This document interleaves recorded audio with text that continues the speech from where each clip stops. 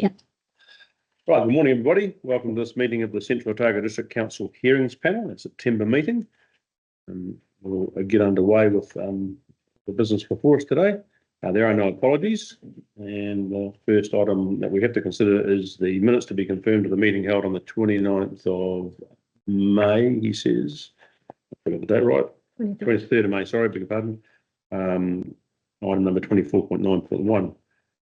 I'll move they be confirmed. Someone like to second that, please? Martin, all in favour? Aye. Carried. Done. Thank you. Now we can move on to our second agenda item, which is resource consent 230278, Grant Hensman and Anne and Robin Jones. This is the properly convened meeting of the Central Otago District Council Hearings Panel, called for the purpose of hearing submission in relation to an application to undertake subdivision. In other words, I want.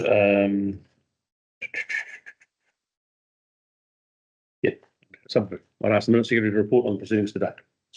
All statutory requirements under Section 95 of the Resource Management Act have been complied with. The Section 42A report prepared by the Planning Officer has been circulated to Address for Service and all submitters. The submissions received have been identified in the report. Thank you. I should have included too also the consent for establishment of a residential dwelling. The following procedure will be followed for the hearing. The panel or may ask questions. Council's officers or its consultants will direct any questions, points of clarification through the chair, and the chair shall be deemed to be the person asking the question. The applicant or the applicant's representative will be invited to make submissions and present evidence. The submitters or the representatives will then be invited to make submissions and present evidence, but we don't have any of them. The applicant will have the right to reply, but shall not be permitted to again traverse the evidence. Hang on. Back to front. Oh, okay. Yeah. I think we've rewritten our form and we might have it back to front. I'm pretty sure what happens is before we have the right to reply from the applicant, we might hear from the Section 42A report writer. We'll be invited to provide a right to reply. Oh, hang on. No, they're just missing. So yeah. Section 42A report. Then the applicant has the right to reply, but it's not permitted to again traverse the evidence. Before proceeding with the hearing, I'd ask all parties appearing identify themselves.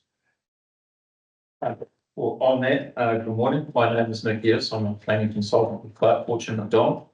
I have here today with me Mr. Grant Hensman on the far end, the applicant, and Mr. Ben Esby from the Ben Esby and the landscape architecture function. Welcome, gentlemen. Well experienced in this process. Yeah, I should have introduced ourselves first. I'm Neil Gillespie, the chair of the hearings panel. Still struggling to get back after a period away, so catching up with things and left my laptop and everything else at home. So I'm a bit flustered and haven't got what I want, but I'll wing it. Oh, good. I'm in good company then. I'm sure we'll get there. And Martin McPherson and Ian Cooney, and my fellow two panel members. Karen, who makes sure you do everything right, and of course Tanya, who's the Section 42A report writer. So I'll move that the Section 42A report be taken as read, seconded by Ian. All in favour? Aye. It's carried. Right, and I'll hand over to you, Mr. Geddes. I assume you're going to lead for the applicant. Now we've got your evidence, I believe. So I've got evidence from your, well, statement of evidence from yourself, and I've got Ben's. Perfect. Yeah. So we have read it, but I always say to people, tell us what we really need to know. Yep. You know, rather you didn't go through it word by word. No, I have no intention of going through my evidence. If it has been read, and to that end, I guess I hadn't, and now there's Mr. Esby, the formal summary of our evidence. Suffice to say that in terms of my planning evidence, there is an executive summary at the start, which I can rattle through, but yeah, I think rattle through that and then go through, pick up any key points of saying, hey, this is, especially when you've got a situation where we know the 42A report writer is not supporting what you want to do. It's really good for us to hear from you without just reading it, because I can read what it says here, but too often you can miss what the intent perhaps is. I'll use my executive summary as a list guide. There are a majority of points, I guess, in a process manner that I'm in agreement with Section 42A on. In terms of the application or the activities that are set out that need to be applied for as a resource consent, and the fact that it is a discretionary activity.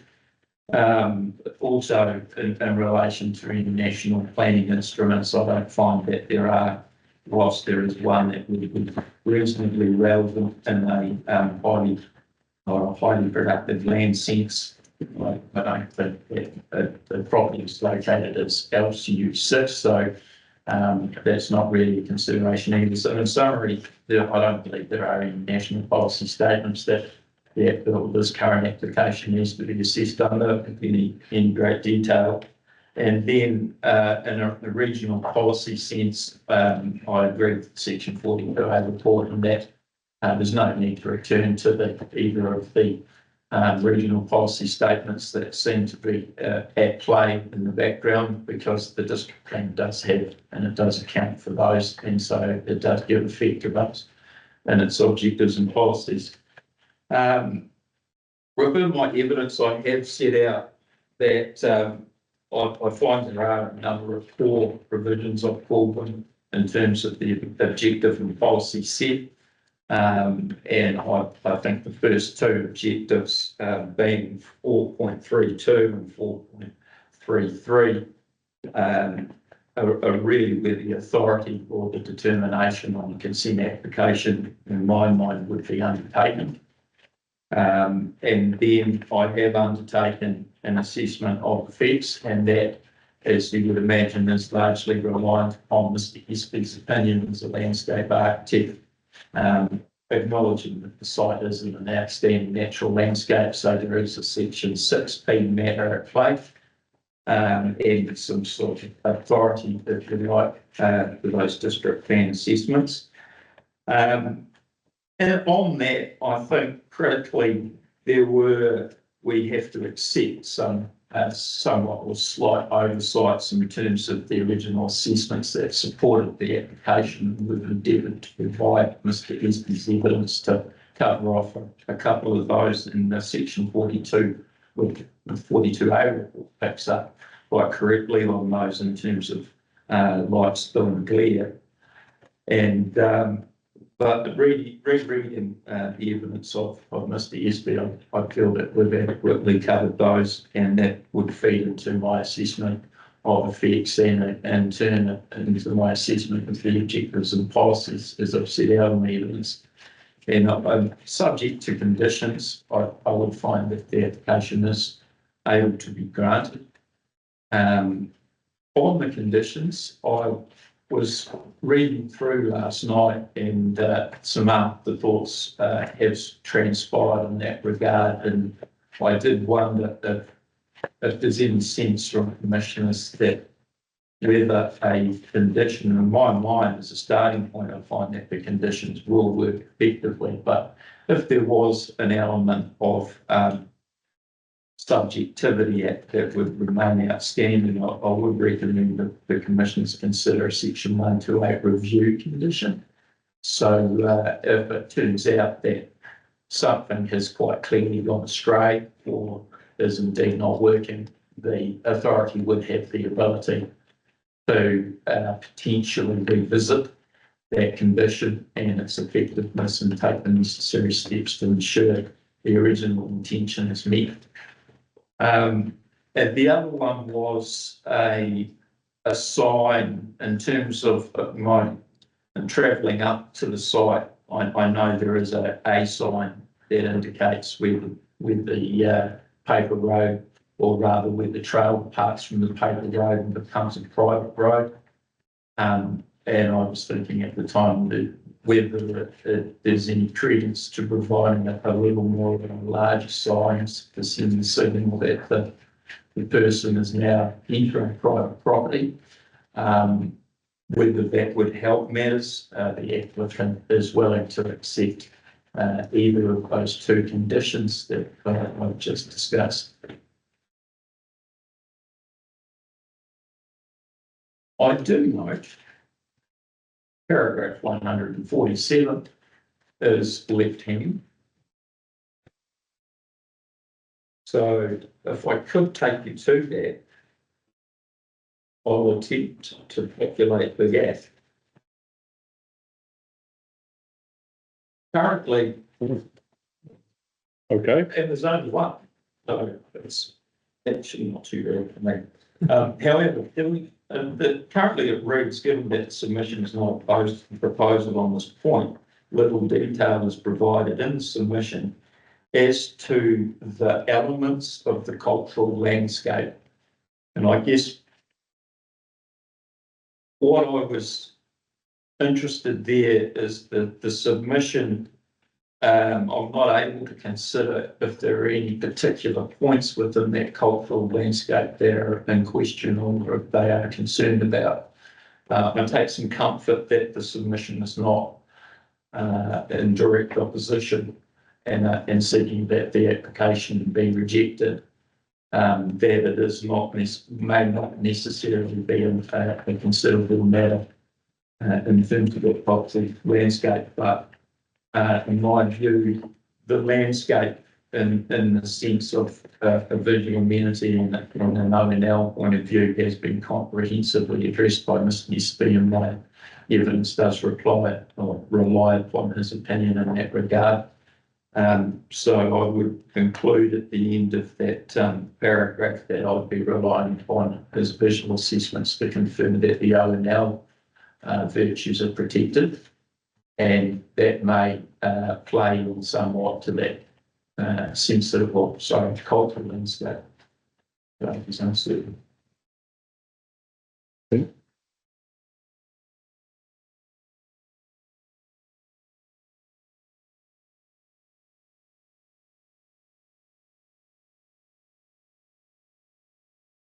Other than that, I'm happy to take some questions. Okay, thank you. Appreciate the summary. Now, just want to check, you mentioned about the two particular objectives, and one was 4.3.2, and I didn't get a chance to write down the other one. Oh, 4.3.3. Cool. So that's the outside natural landscape features and the landscape and amenity values. So That's right. Yeah. It wasn't my assumption, but I thought I won't just confirm that that's always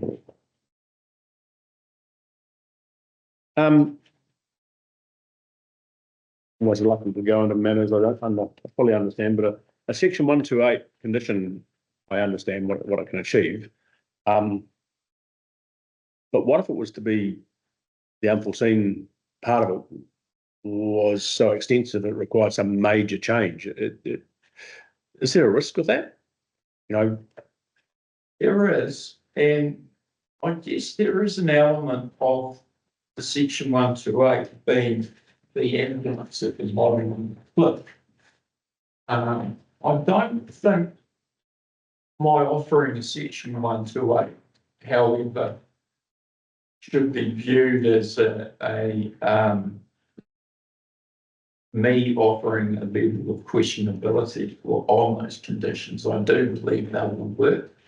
And the reason for that is actually because it's the nature of the application which is going to achieve the outcome that is largely sought by the conditions. If I can put the condition around the road formation aside, and I'm really talking in a landscape sense, because I see that the ultimate ungluing would be to have an outcome in the landscape that is not what was intended by the application or approved, if possible, if that was your decision to do so.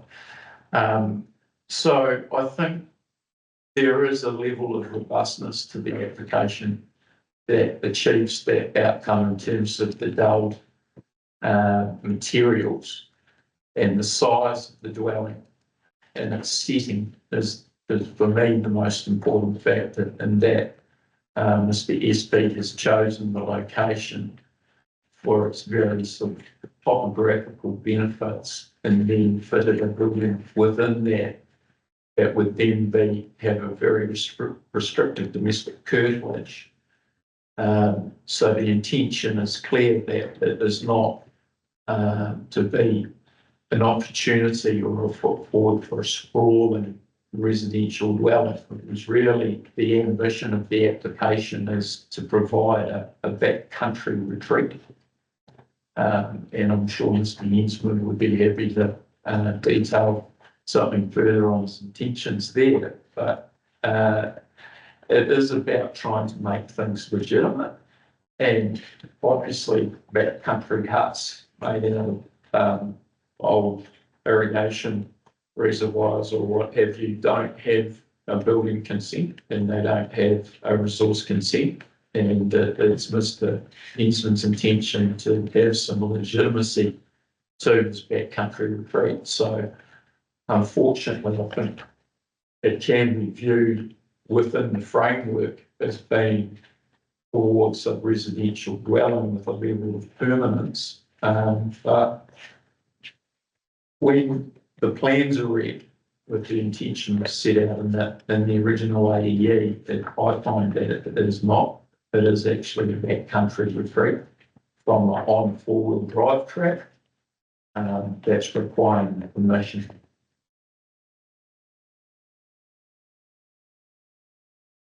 Yeah, I understand that. So I guess I'm saying in there that it's not, there is some scale and nature in the application which is doing away with the long ambit of conditions which would be viewed as band-aids to try and patch things up.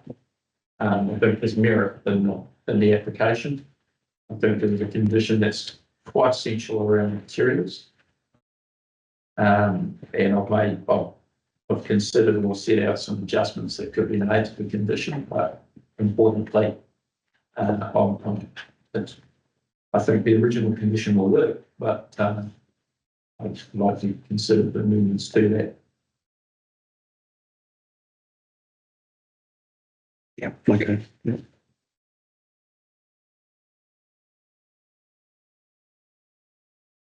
Ian, anything?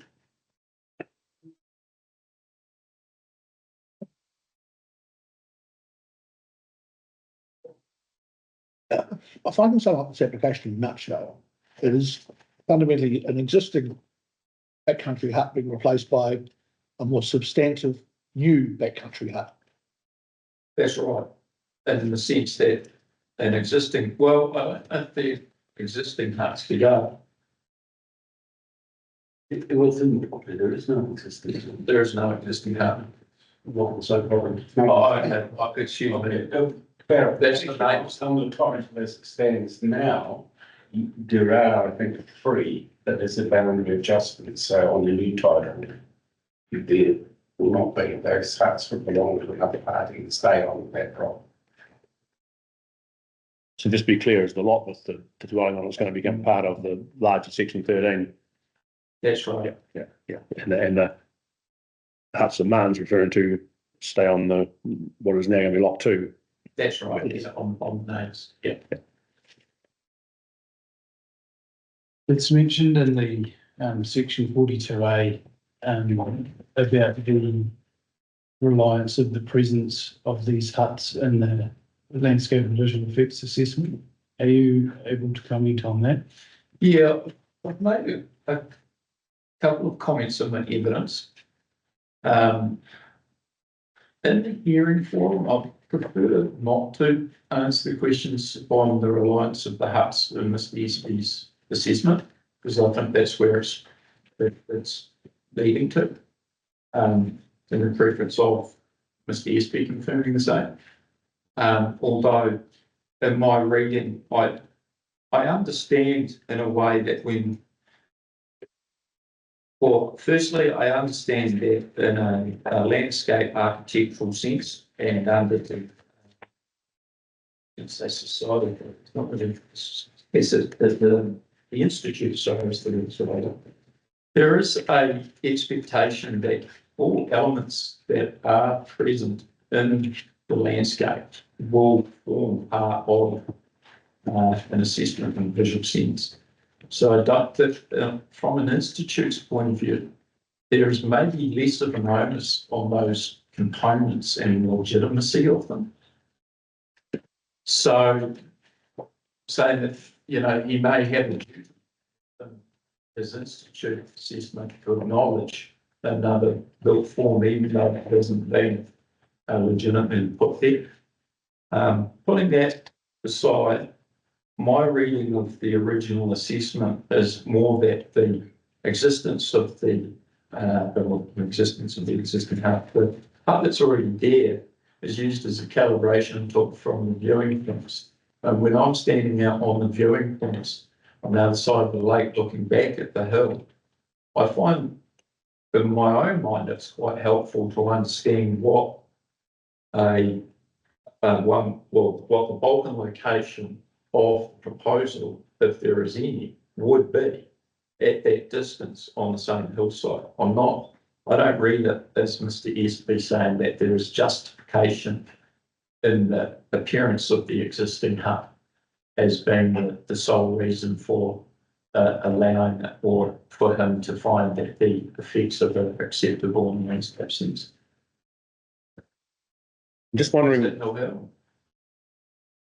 you're probably going to follow up with a question that's going to go to landscape. And I'm Yeah. wondering that we probably maybe should hear from Mr. Espy, and then our questions could probably pick up Sure. both a planning thread and a landscape thread. Otherwise, we duck and dive and if Mr. Espy can present his evidence, it might just give us a complete picture.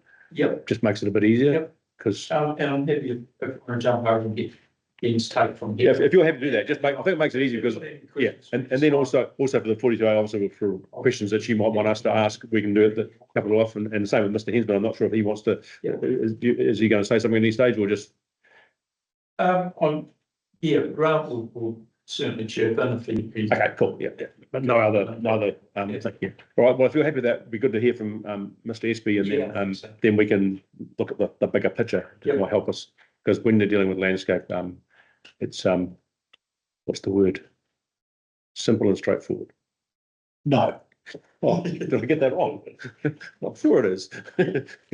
Yeah, no, I'm happy to do that, Commissioners. Thanks very much. And as you say, after I've Sorry. had a book summary of evidence, if you have questions, we can figure out who's best to answer them. And they can be from me or Grant. So, so like I pre-circulated evidence, obviously. I wasn't going to read through it. I thought to do a summary or just to highlight main points might be good to look at starting from paragraph 4 of the summary. So obviously I've prepared a landscape and visual effects assessment for part of the application. Since the application was lodged, there's been some changes and some extra conditions and what have you. And Mr. Geddes now has a set of offered conditions. So essentially the summary of my assessment report was that the proposal seeks boundary adjustment between these two large properties and to enable a new hut or cottage in a small north facing basin. There's a specific design for the cottage, and as Mr. Geddes has pointed out, the objectives and policies that relate to ONL settings seek to maintain landscape values, particularly those associated with open natural character. The landscape values of the Pisa range and the Pisa ONL. Sorry, did you say Pisa? Carry on. I made my point. Like Mark. Yeah, me too. Pisa range ONL, with large scale geomorphology, relative emptiness, uniformity of land cover, leading to high aesthetic values and a memorable backdrop in many views. The particular vicinity in which the new elements will be enabled is at the southern extreme of the range, relatively close to the more modified land in access by the vehicle traffic, and includes an existing hut, which I understand does not have resource consent. Very distant views are available to the proposed cottage location from the north and the northeast. Can I ask, have you been to the site, or is that intended to have one? I've been to it some time ago in my life. I spent a lot of time on the Pisa Range, so I know it pretty well. Okay. Well, and what we typically do is that we often don't rush out and go and have a look before we're here and say, is it something that comes up, says we need to go and see this first, and then we rush and go and have a look. fair enough. Okay, so some of this will become clear, actually, as you get up there, but the location of the particular hut is in a sort of a amphitheatre or horseshoe shaped bit of landform with views to the north. It means that the views from the north are particularly distant. Close views are available for an approximately 400 metre long stretch of a forward vehicle track adjacent to the cottage location, four-wheel drive to the formation.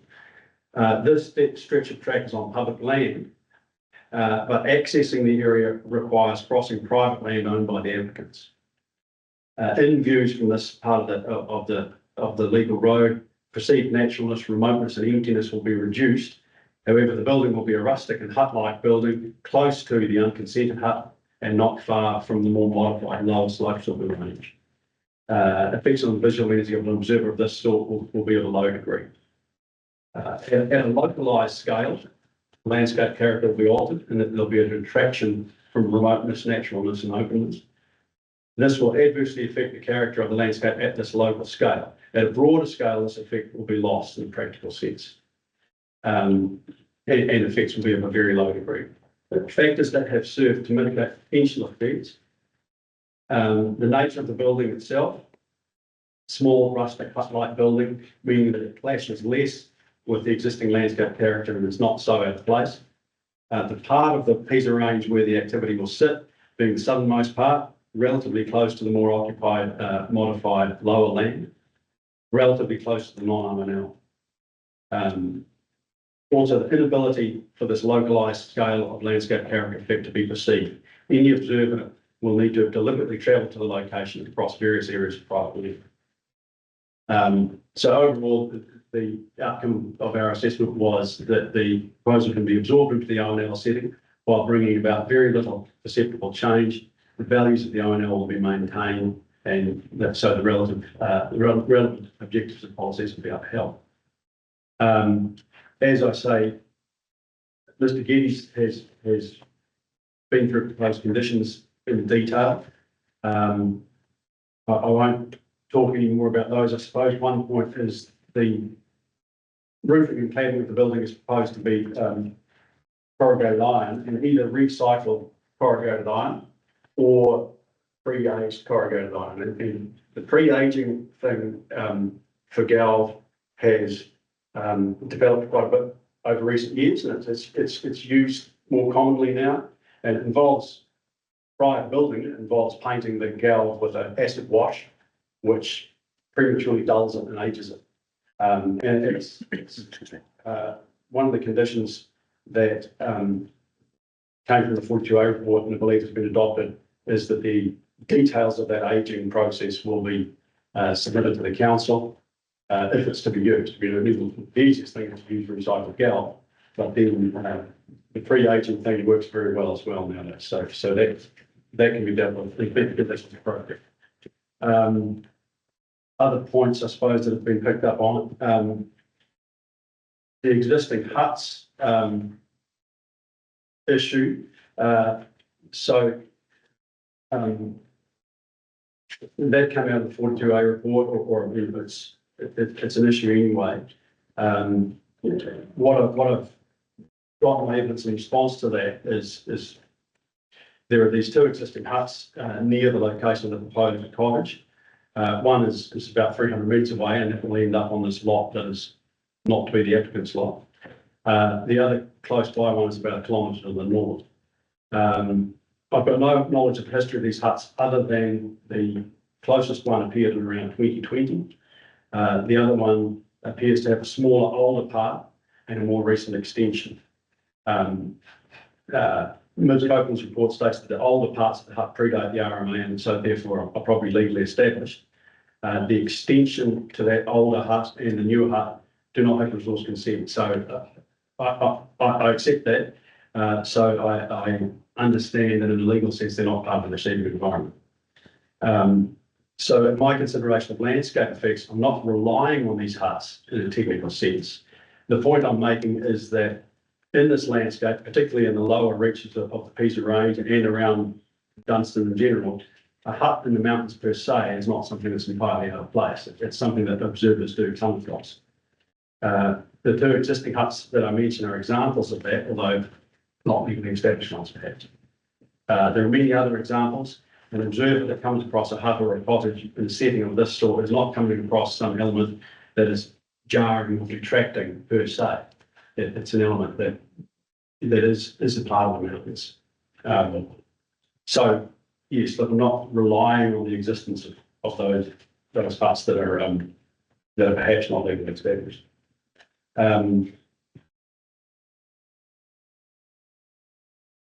apart from that, commissioners, I'm probably, it's probably best to go to any questions and we can see where to from there. Thank you, Mr. Espy.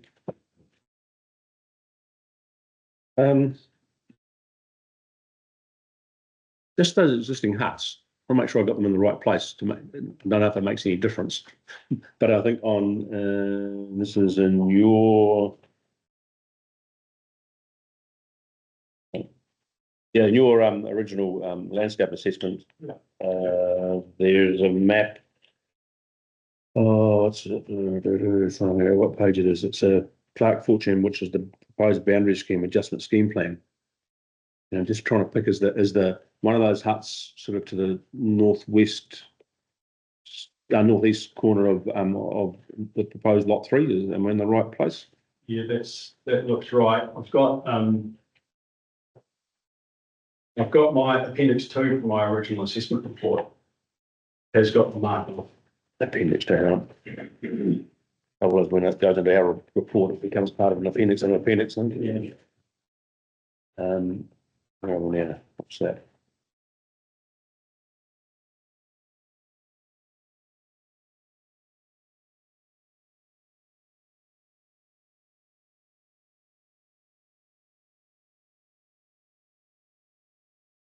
Those building sites 2 is the context plan.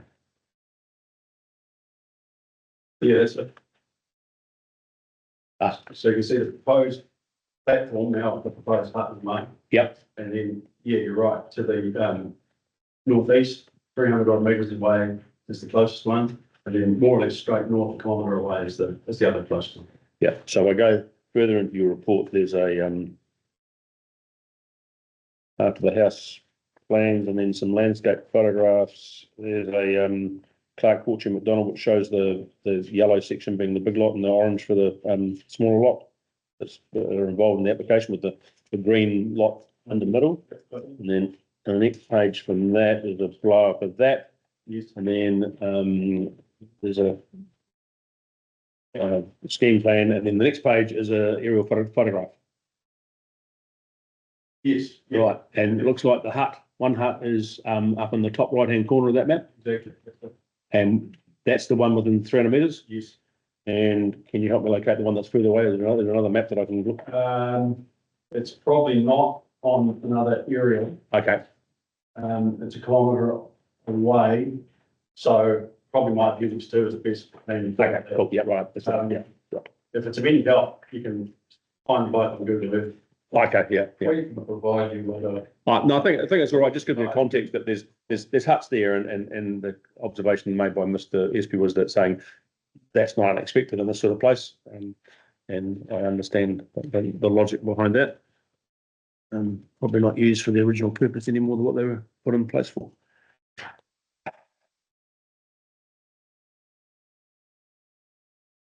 We take what you're saying about the huts aren't necessarily out of place, and while this will be a new hut, it'll be made to look old, and I get what that looks like. I've seen some good examples of those that have been done around the place.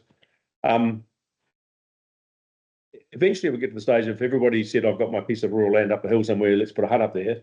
Do we have an issue going forward that we have a proliferation? Yeah, I think that's right. You know, as I say, people coming across one of these huts in the mountains, that's not an unexpected thing. That's not necessarily an unpleasant thing. But yeah, if there's hundreds of them, that's not going to be the case. I don't think hundreds, but there could be a number, and as Yeah. you know, blocks could be cut up, and you know the viability of this land for productive uses under the current environment is probably getting more and more difficult. Yeah. One would say. Yeah. Yeah, I think that is a potential issue in the future. I mean, I think there's some way away from that here, but Yeah. yes, that's something to think about. If I can perhaps add one thing on the planning front. If there is indeed any benefit of being in an ONL under section 6B, the test is very robust in the sense that there is a very, very limited capacity for built form in an ONL. And I guess that's the decision in front of you, is to accept in this piece of built form. And again, I'm relying on the USB's opinion, but in my own personal view, I would suggest that the capacity beyond towards proliferation of backcountry huts is one that could be stymied or stopped pretty quickly through the planning framework as it exists for Section 6 out. I think if you blindly accepted that every backcountry or property was to have a hut on a property right basis alone and put aside the O&L considerations, then that might lead you into proliferation. But I think the test is there in Section 6 and the capacity is very limited. This one may be acceptable, but there will be a certain end point or a threshold that's reached where I think you'd be rightfully saying that. It's possibly, relevant and informative on that point that it took quite a lot of backwards and forwards and playing around to find the spot, to find this spot, which can really only be seen from very distant viewpoints. There's plenty of spots that wouldn't meet that. And, we played around with building poles and viewing it from the Cromwell area and what have you. And it's locations like this are pretty few and far between.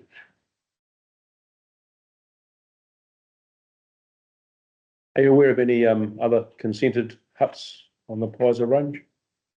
I'm asking the question because I know the answer. Yes. And if you say no, then that's not just try and pick a say, can you get, have you got another example that you might know of that would? Any other legitimate examples? I'm aware that there is another application in the process for a building and a 4-bay shed. I haven't reviewed the application, but I took it as far as understanding that the decision on that will not have been reached before today, which quite conveniently enables me to put it aside somewhat. But look, of course, I'm born and bred in Queenstown, so I've spent a bit of time owning over the hills up in there. So I am aware there are huts through the wider range for sure, and notably there's a bunch towards the closer you get to the snow. Look, I really don't. I only asked the question because I was sort of trying to get a context and maybe particularly for Mr. Espy saying, well, there's a hut above Mount Pizer Station that's in the Basins area that's you can't see from anywhere, but it's there. And I just wondered if you were aware of that and whether there was any context around that you might better bring to it that would, I guess, help us say, well, there's one here and it does this and the same sort of things were considered. Yeah.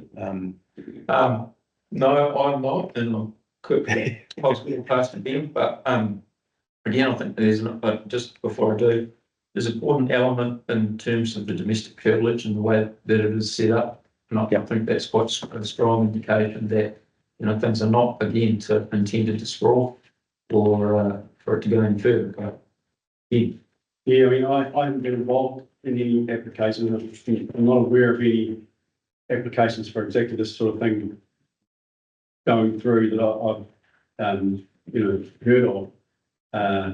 I've visited the dyke huts and snow farm huts, and there's private huts in at the top of Lake Fire Station.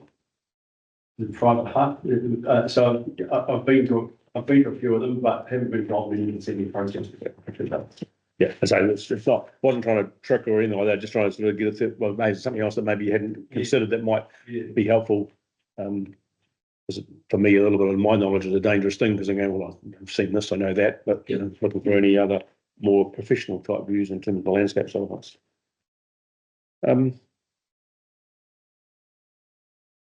Nice.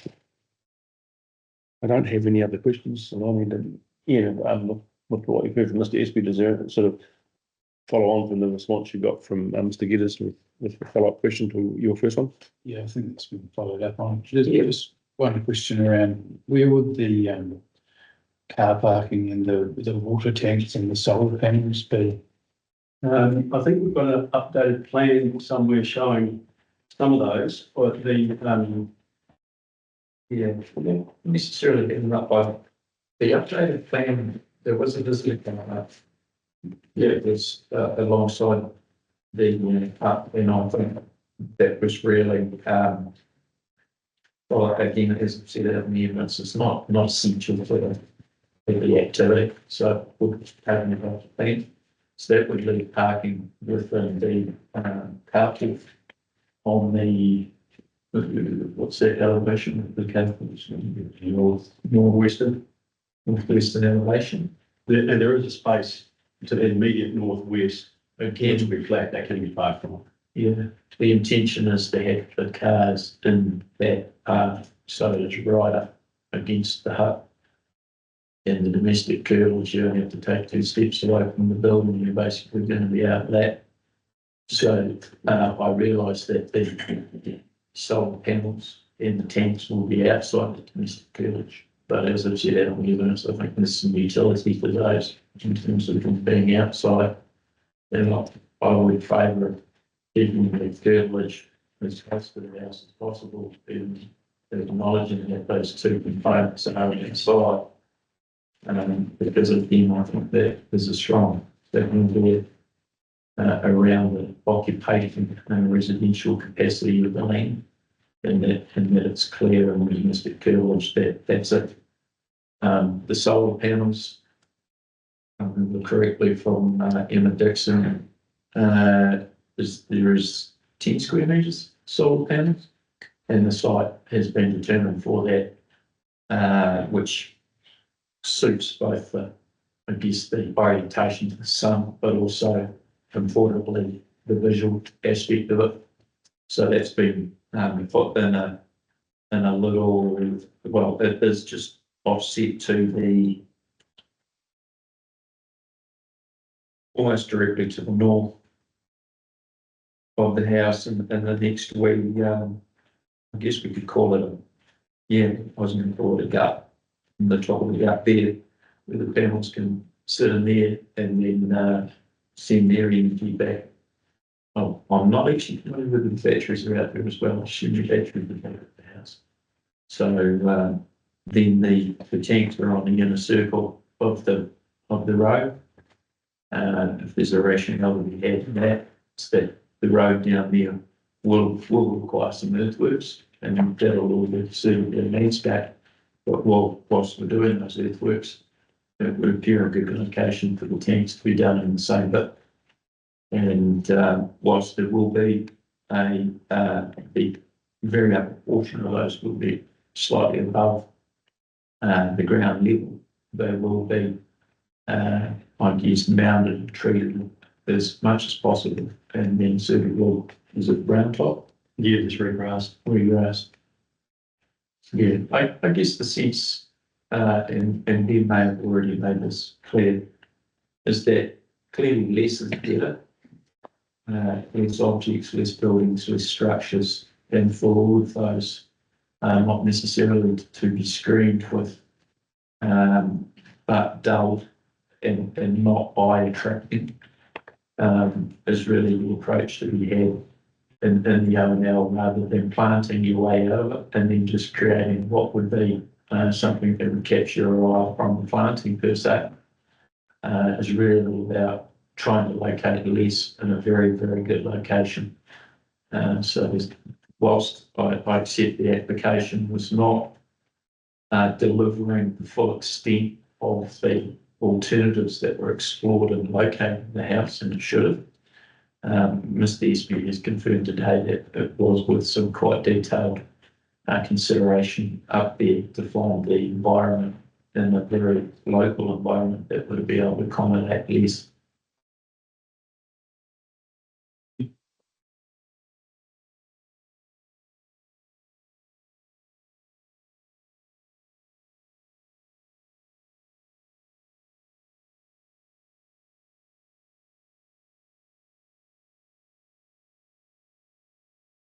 Just to clarify, the legal road goes up through there, and the track does what all tracks do. It goes everywhere, but that apartment crosses it because someone surveyed something that you're never going to build a road on.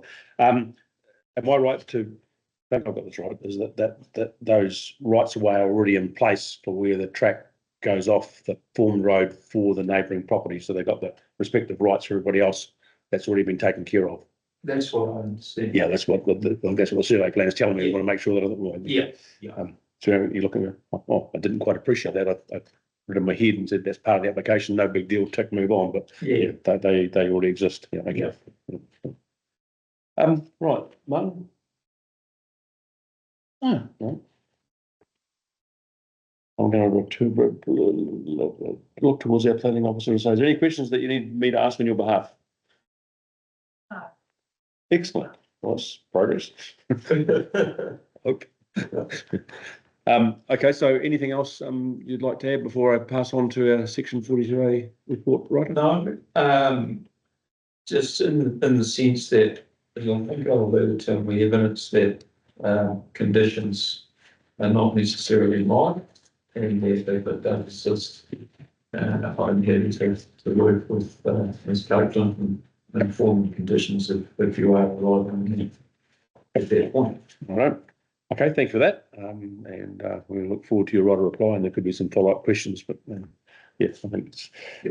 I often wonder about when an applicant's there and go, what do they want me to ask? What didn't I ask? And what have I missed? Yeah. So I'll ask you that at the end. No, it's all right. It's really hard sometimes to ask intelligent questions. Yeah. Ms. Copeland, your report. So I, again, won't traverse my 42A report, but I'm just going to briefly outline any other areas of contention and address the amendments that the applicants made. First, I'd like to commend the applicant in their response to the signals for further assessment that I had in my 42A report. Most of them have been covered off, which is really beneficial. Just in terms of the access, so the applicants kind of contended that four-wheel drive access will be used. Yet they have agreed to upgrade the access to the extent that it complies with the right-of-way standards. With the exception of sealing any steep gradients. And while I also do understand that the applicants would have a element of familiarity with the access, I still have a few slight lingering concerns about any potential third-party access in terms of safety and durability. Just in the instance that emergency vehicles might go out, construction vehicles, council inspectors, census collectors, for example, who may unexpectedly visit without awareness of some of the physical constraints of the access. In terms of the landscape and visual effects assessment, I agree with the reworking of the condition about cladding. Needs to be pragmatic and outcome based. I'm supportive of the newly volunteered conditions restricting the use of interior lighting to LED, which produce much softer light, and the use of light shades. And I defer to Mr. Eastby's expertise in this regard, and consider these to be small but meaningful mitigation measures for the adverse effects of light spill.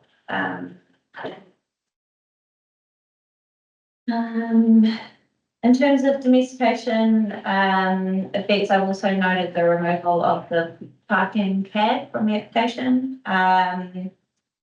And it was my understanding that this was put in place to confine visual instances of domestication to a specific area.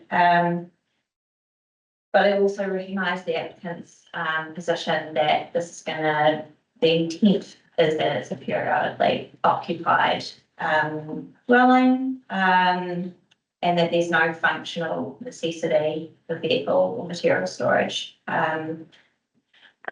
Unfortunately, in terms of the rules, a periodically occupied hut follows the same consenting pathway as a residential activity. And council always has to consider the activity kind of persisting in the environment for the lifetime of the building, and recognising in the absence of controls restricting its use, that future successors may use the dwelling to its full occupancy potential. Overall, Mr. SB confirms that effects on openness, naturalness and remoteness will be of a low degree. However, I maintain that this level of effect must be considered in the context of the high visual priority afforded to the outstanding natural landscape in the RMA, and where it is considered a matter of national importance, and the district plan, which requires the protection from inappropriate use of development. So in section 42A adopted a precautionary approach, and a lot of that was in relation to the absence of an assessment of light spilling and glare effects. The evidence provided at the hearing addresses the effects in this regard, and I accept the expert evidence of Mr. Espy. The applicant has included some meaningful mitigation measures which seeks to address both localised and wider visual interruptions to these values. So fundamentally, I agree that the key objectives here are objectives 4.3.2 and 4.3.3. Between those two objectives, the proposal needs to meet the thresholds of protecting, maintaining and enhancing the rural amenity values of the outstanding natural landscape.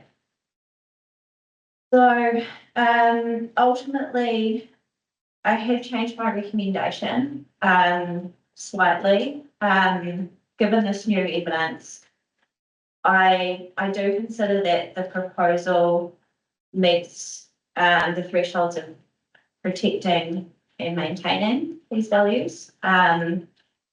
I do not think it meets the threshold of enhancing these values. So therefore, the proposal I've deemed to be not entirely consistent with these objectives, but not contrary.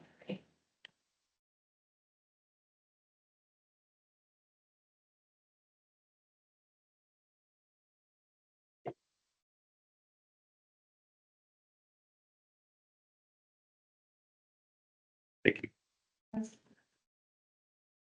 Yeah, appreciate that. So just make sure I got this right. You're saying in terms of the values, not contrary, but not entirely consistent. So there and thereabouts in layman's terms. Yeah, I do note your comments in relation to how the applicant has actually picked up the section 42A and responded in a positive and meaningful way that makes everybody's job a little bit easier and one way or the other. So yeah, I agree with those sentiments. It does make a big difference. Right. Can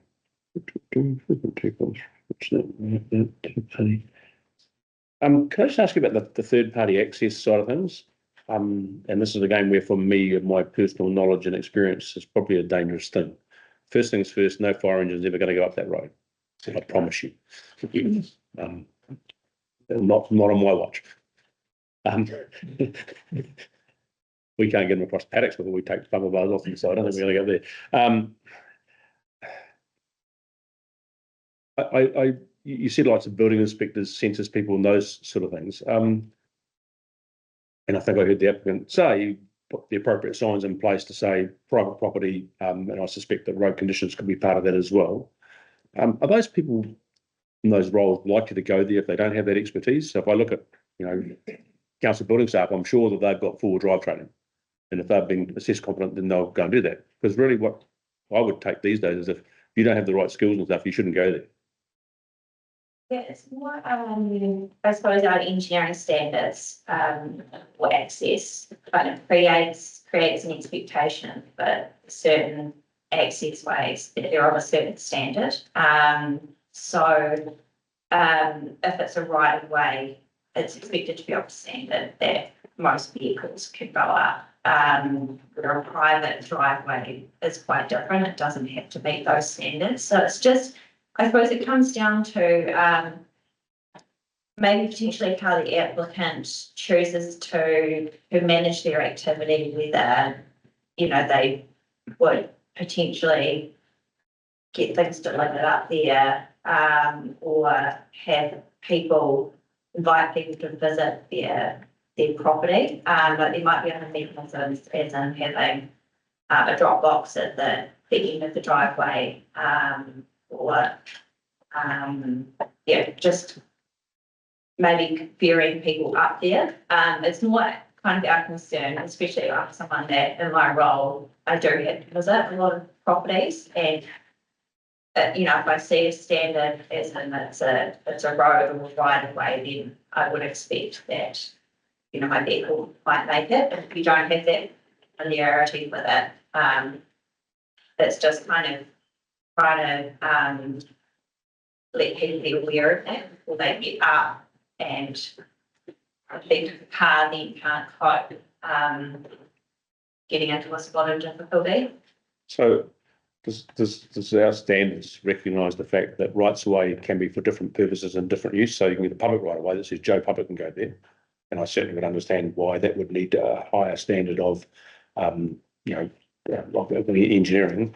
But for a right of way to enable someone to go up there to read an electricity meter, that's still subject to the same standard under our engineering. Yes. So Really? Over one lot, it becomes a right of way, and there's a certain standard for that right of way. Okay, I'm not here to debate the engineering standards on this council, but you might have seen by my raised eyebrows, I'm going, really? Yeah, okay. First, without into right reply. Well, I think let me just check Yeah. first if there's anything else, because I see where Ms. Copeland's coming from. I get it. I simply sit back and go, the dilemma we're faced with. We'll work that through. Martin, Ian, any questions for Ms. Copeland? No. I'd like to comment, the engineering standards is obviously so high that it's almost an enforced domestication in that environment as well. Yeah, thank you. You picked up, actually, that sums up what has been bugging me. Yes. Yeah, our standards actually make the outcomes potentially worse. Yeah. Right. And no one's tried to do that on purpose. It's just one cat doesn't fit all. Yeah. Right. And in this day and age, you know, the beta man's not going to go there, because if it was, it's remotely, you know. Well, Meter Man's a bad example now because most of them are Remotes, yeah. remote anyway. So yes, but yeah, same. Anyway, yeah. Ian? Right. Thank you. Very helpful. Very pragmatic of you. Back to the applicant for a right of reply. If you want to confer with your client, and if we make it there, I'm happy to give you some time. Otherwise, Yeah, you want some time, Grant? I would make a couple of comments. Yeah, that. And I do get a little confused with planning matters sometimes, but I would like to make clear that as far as the parking goes, like the parking space, the building for obvious reasons, and that the access, my day job until recently was a contractor as a civil engineering contractor, so that's the thing. And that the access, once again, I have a abhorrence of getting forward of having to, for better word, water. So I think that the existing access is great and needs some metal lights, in fact, can be subject to conditions that you would see fit to put down. The lot that is proposed, as I said, is a boundary adjustment to go into the property that we own. That has just short of 3,000 acres and has no dwelling or hut or building of any form on it. And in consultation with this plan, that location was selected, and an agreement arrived at to do the boundary adjustment should the application be successful. They have too much else. Well, let's do it. Thanks, Mr. Hensman. While we're on the access, yes, I'm stating evidence will accept that there are standards that unfortunately need to be applied, but I guess, if the panel was moving towards trying, attempting to revisit the condition to ensure that the access remains more agricultural, like in its existing sort of sense, then the applicant would accept that, obviously. And saying that, I have, in my experience of putting or being alongside colleagues who put engineering acceptance application into the engineers at CADC to work within the standards that do apply. And I have enjoyed their practical approach to some of these matters and arriving at a suitable sort of outcome for both parties. And as I've stated in the evidence, I'd like to think that that would occur in this case. That said, if there is a condition that the panel had in mind that would direct it to be more of an agricultural thing, then we actually would accept that. In terms of the third party access and what have you, I think there's construction and there's occupation. There's two components there, and the construction.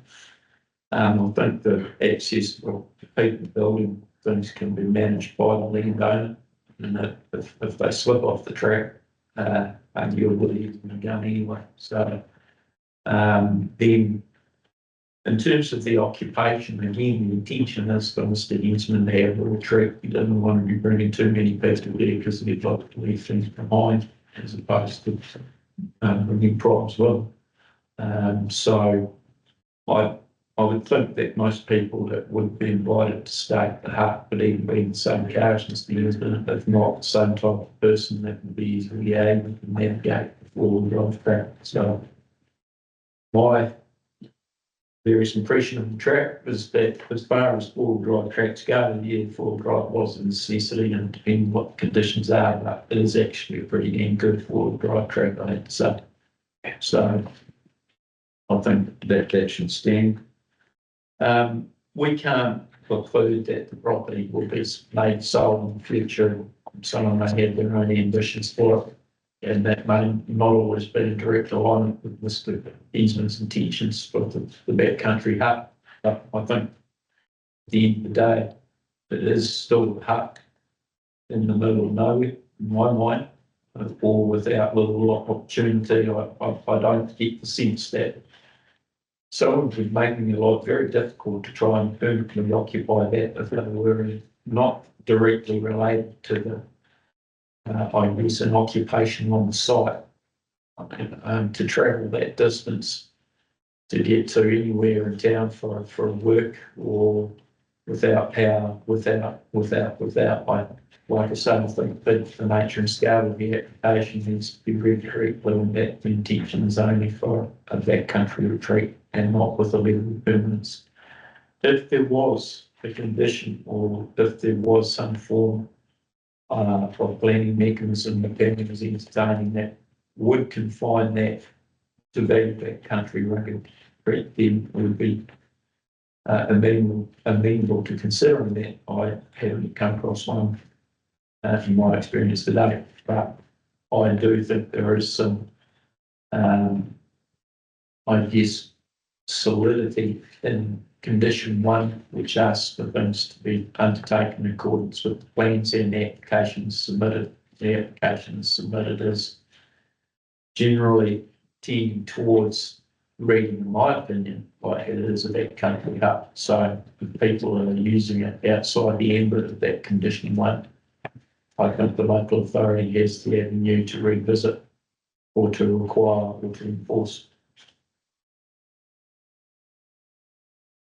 I think that's about all that was on my list that would constitute a right of reply in relation to the ombudsman's code, this code.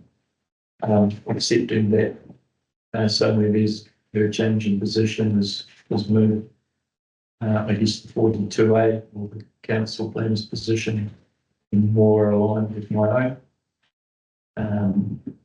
I am reading that the protection test has been met.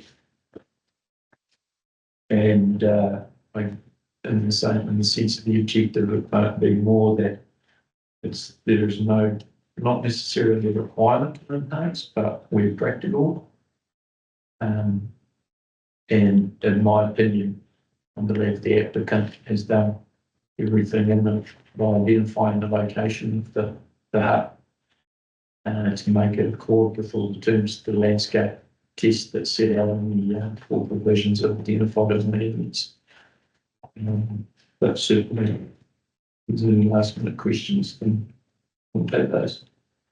Thank you. And thank you, Mr. Hensman, for your comments. It's helpful to have some content. There are questions that arise after, perhaps through a site visit, email them, send them through, and that we reply to. No problems. Thank you. I've got one question, and it's about the right-of-way things and the engineering standards. So there are no new right-of-ways being established as part of this application? No. Okay. No, I believe Whether that's relevant or not, I don't know, but I'll just throw the seeds for that and saying, Free right of way, which has been approved all the way up. So that's where we talk about the easement, legal easement. As part of that, whenever there's a change of use, the standard of access gets assessed at that time. It wasn't assessed when they created the right of way. So this consent process is probably the first opportunity that's tremendous. to ensure that that's an open access. Okay. It's good to know. Yeah. And one further comment is still some not confusion, but debate around the state of the access and the word four-wheel drive. In my view, it is not better a four-wheel drive there, and perhaps I could offer that I have heard that one of the huts that is up there was actually transported up there on a truck. Yeah. So I think if you had a site visit, you would, or your own opinion. Yeah. That's what standard of. In a four-wheel drive to me is the little misleading. Yeah, certainly my take of this and my understanding of the track is it's not a track. It's actually a formed road that will enable things, and there's tracks onto the Pizer Range that are real four-wheel drive tracks, and this ain't one of them. Absolutely. So, By comparison, this is a motorway. Yeah. No, thank you. That's all right. I just wanted to check that thing about how the right of ways work and go, well, there's nothing new here, but yeah, there's a trigger, which of course will be going to be. No, and that's correct. And this statement points out there's change of use. Yeah.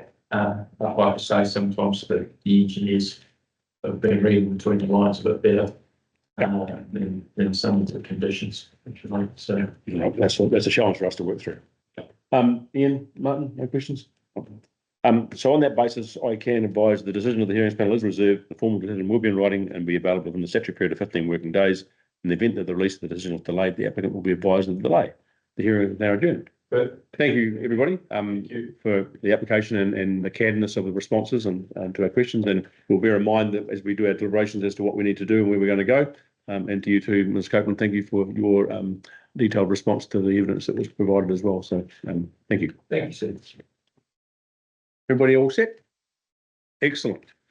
Right, welcome to this reconvened meeting of the Central Otago District Council Hearings Panel. We're going to move on to agenda item number 3, which is Resource Consent 210158, Jamie and Kylie Harrington. And I'll ask first of all, I'll just confirm that this is a properly convened meeting of the Hearings Panel, called for the purpose of hearing submissions in relation to a resource application to undertake a subdivision at Mount Pizer.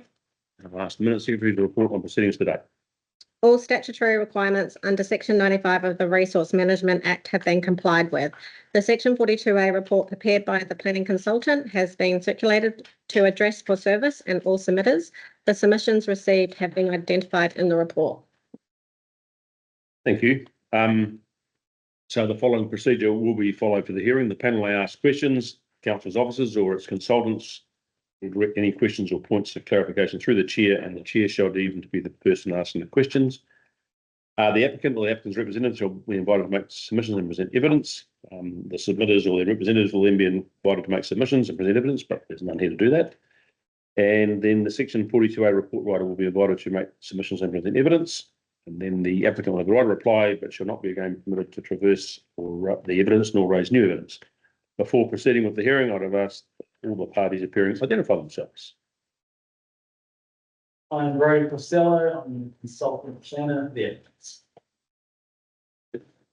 I'm Chloe Harrington. Jamie Harrington.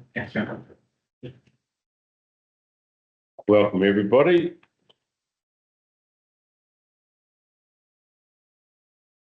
And just so we know, I do know the Harringtons reasonably well. So there's a connection there. I probably know Brodie quite well too. That's right. And the panel, I'm Neil Gillespie, I'm the chair of the hearings panel. Martin McPherson, Ian Kearney are my fellow members of the panel. Karen Smith is our, make sure we get it all right. Tanya is in there today in the hot seat as our advisor to the panel. And we've got Chris, who's the section 42A report writer. I'll ask for a motion that the section 42A report prepared by the planning consultant be taken as read. Ian, Martin, all in favour, aye. Carry. And I'll got that, done that, that. I will make an observation that the submission by Rob Hay has been withdrawn. That. Otherwise, there's other papers and stuff that we've received since the evidence. So I'll hand over to you, the applicant, Mr. Costello, to tell us what we need to be told, and we'll see what questions we've got and where we get to. Can do. I've given you guys a couple of my hearing notes, but I'm certainly be reading it word for word. It's a bit of structure. This proposal is a slight odd one because I drafted it about 3 or 4 years ago. It just kind of got on board after going through the public notification and hearing some from the submitters while the applicants work through with their neighbours just to try and kind of get some agreement. It's come back out of the woodwork because after talking to the neighbours, they made a bit of progress. So here we are now here today. So the proposal is for a 2-lot subdivision up in Peter. The applicants own 4. Mount where, sorry? Up Mount Peter. I'll note that it's Mount Pizer and your applicant said so as well. Point made, carry on, Mr. Costello. It's so repetitive. Having recently been to the Leaning Tower of Pisa, there's no resemblance. I'm convinced it's Pizer. Carry on. Anyway, proposal, it's a 8 hectare block, that's proposed subdivided. They've got access to themselves up through McMillan Lane, and then the lower part is got there's Cooper Lane, which is contained on a strip along the boundary of their land. They've got ample space to deal with stormwater and wastewater. They've got guaranteed water supply, which we'll talk to a little bit later. So proposing a flood exclusion zone on lot 2, just to ensure that they have the views from the house on lot 1 and going to be excluded in the future. So in terms of changes from the original proposal, point 1 in my hearing notes, that's more of a clarification more than anything else. There's a scheme plan that was provided to council and some of the submitters just to give them kind of an indicative building platform, just to basically show where, if this land was used for rural residential development in the future, where that would be located. No land use components sought as part of this application. This is just a straight up subdivision. There's been quite a bit of back and forth in terms of reverse sensitivity consent notices. So we were working with one that we provided both to Rob Hay and to Sable Wines. The Rob Hay one was agreed with, but then we sent a revised version following the council section 42A report, which basically just updated that, and then we changed a little bit on the recommendation of Rob Hay. Rob Hay accepted that change and has since withdrawn his objection to his opposing submission to the application. That same reverse sensitivity notice was also provided to State of Wines. They wanted something a little bit more detailed. We provided them with another one, and they come back and provided an alternate version, which I'm going to speak to further on as we get on. In terms of the assessment of environmental effects, visual and landscape effects are expected to be minimal. And same goes for open space, natural character, and the rural community effects. The application's been reviewed, peer reviewed by Mike Moore as well, council, who also agrees that there will be no more than minor effects as a result of the proposed subdivision. Productive capacity, this is something that me and Chris had a fair bit of back and forth on. We've got different opinions on this. So we had productive capacity assessment done by myself. I had it reviewed by a technical farming consultant basically, and a agriculturalist who also visited the site. They generally in agreement with the assessment that the site cannot be used feasibly for economic productive use due to the soil types that are present, the steep slopes, and the costs related to having to deal with some of the issues within the site. In my hearing of evidence, I mentioned about water uncertainty, but that was an incorrect reference to the PISA irrigation scheme providing the water supply. In fact, it was irrigation maintenance who had a groundwater supply, which is much more reliable than the initial one that I did my assessment on. So I've got no concerns around the water for the site, both in terms of irrigation and potable supplies. So viticulture might be technically possible, but it's not considered to be commercially viable due to the terrain and money that need to be spent to actually make it useful. I've gone into a fair bit of detail in hearing evidence around that one in particular, because there is obviously viticulture adjacent next door, but there is differences between this property and that one that are definitely worth noting. Cumulative effects was the next one.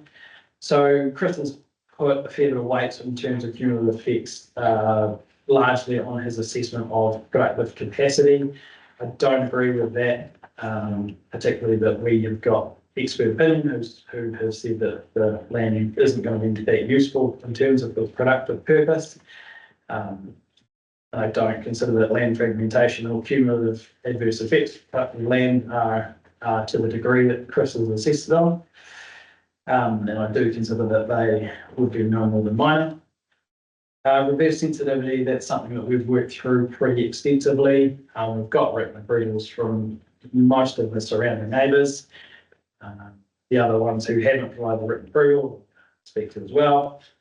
There's no indigenous vegetation of concern within site, no natural hazards, and the property can be serviced and relevant consent notices can be applied or updated as required. Overall, effects of the subdivision are considered to be no more than minor. In terms of statutory planning analysis, the activity is captured as a non-compliant activity. It meets the minor allotment size of being larger than 2 hectares, but does not meet the average size.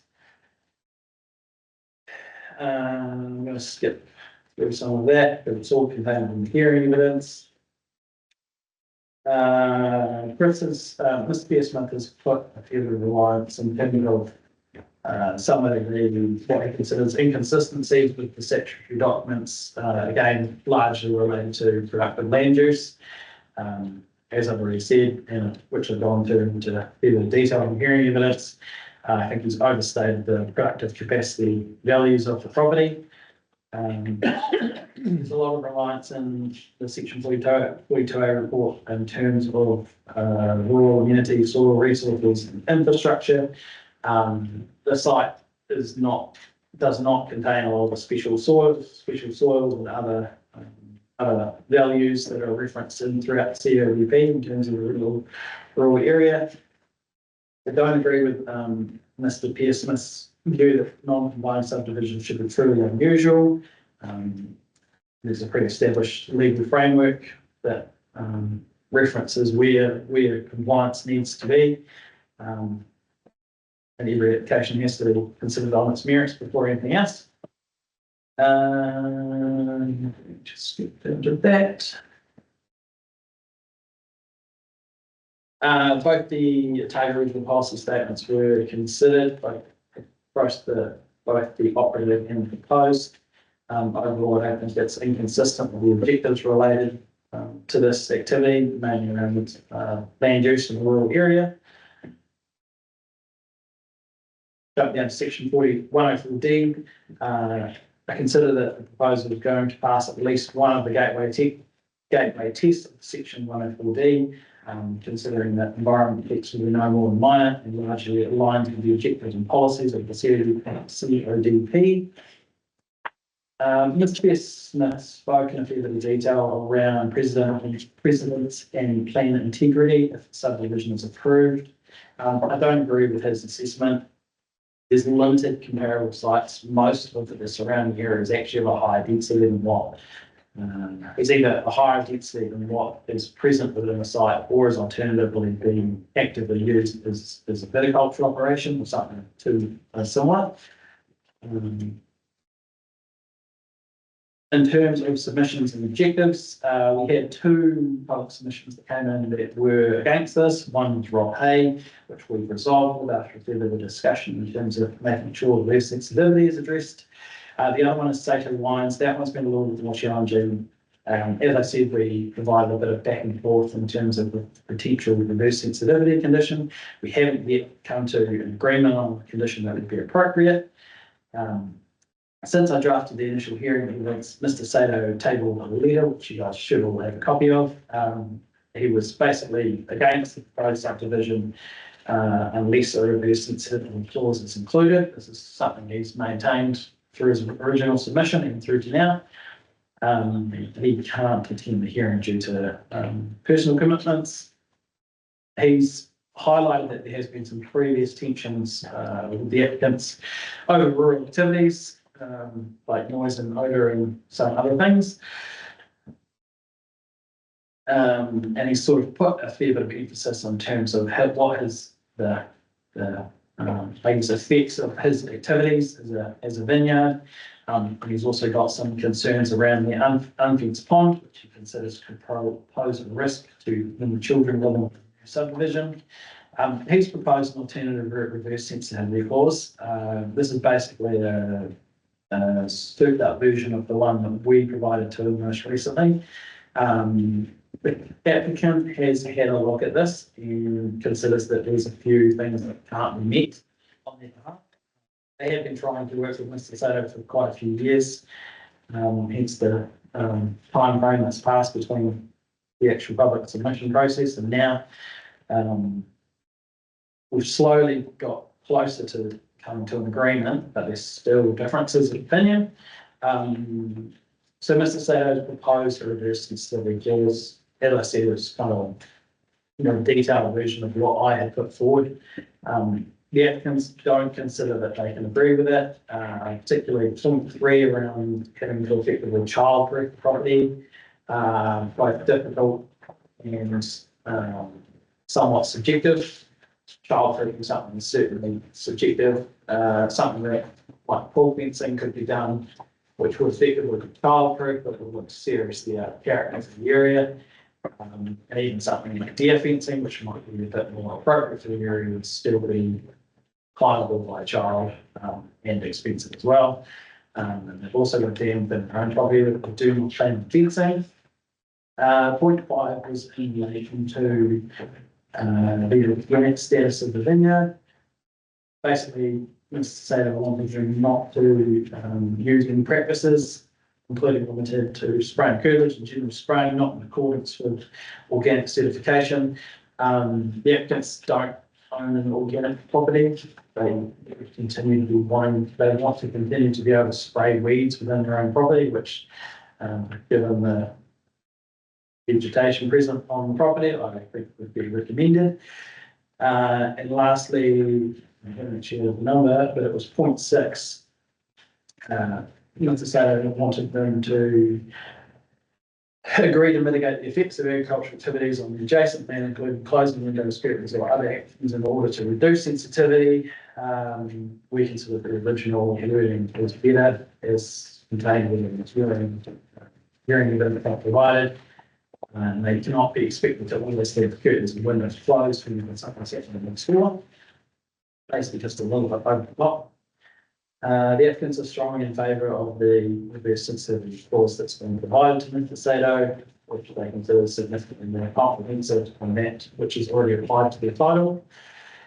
There was a 11th hour email that came from one of the other neighbours, Mr. Nicholas Knowles, who had previously provided his written approval.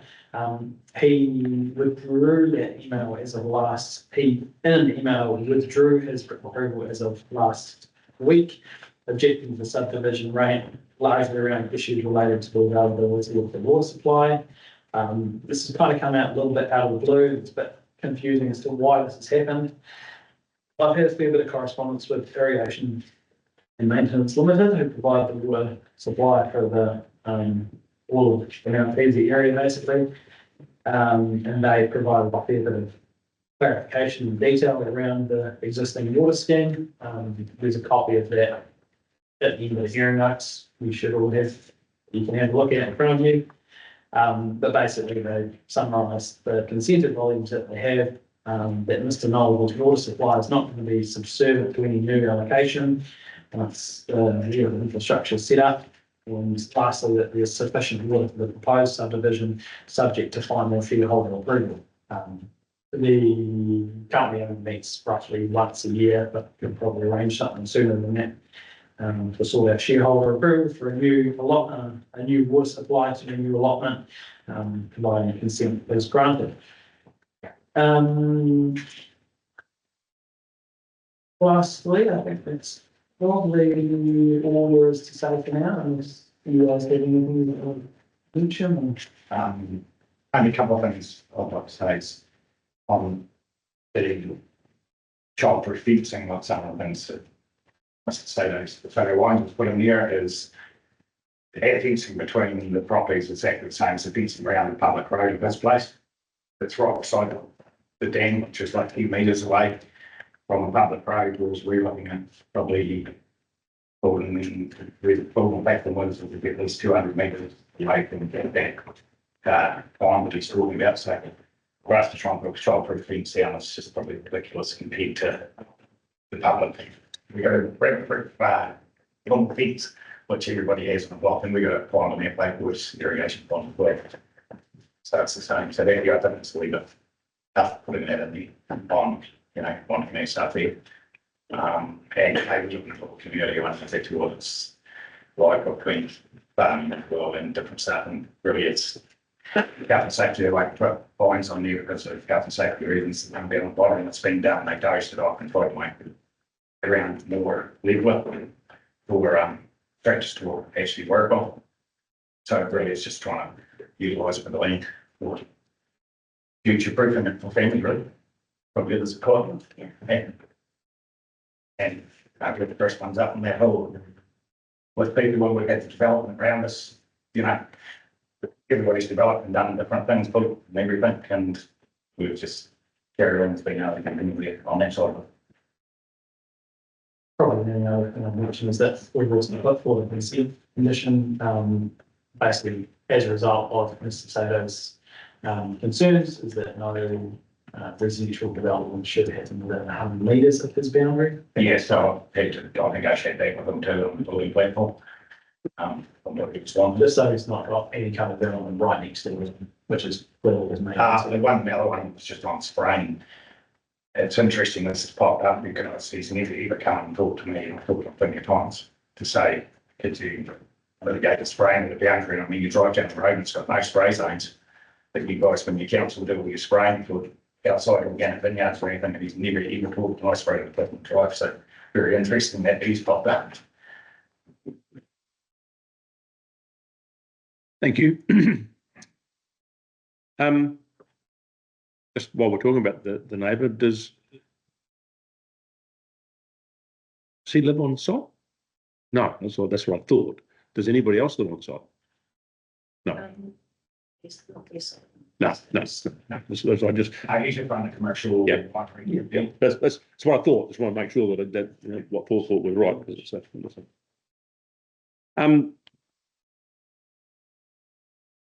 obviously, one of the issues that picks up is the allotment size, and as you said, it meets the the minimum but doesn't meet the average. If I look at it, not much in that original subdivision met the average. Is that about right? You sent that copy later. Yeah, you could, because I think I didn't tell him I was going to ask this question either. That's right. No, give it here. So there's air block there. Yeah. I'll leave this with you. So there's your falls at the bottom. That's the road going up Mount Faisal Road. Yeah. That's and sorry, there. So that's air block there we're proposing through there. So we've got a 3.5 through there, 4.38. That's only these ones here. I'll leave that. Thank you. That's what I thought. Yes. That when that subdivision was done way back in Year 2006. 2006. Yeah, 2006. Yeah, it didn't meet the test then. I'll just note that I find that interesting, but I'm not surprised. So I thought that was the case.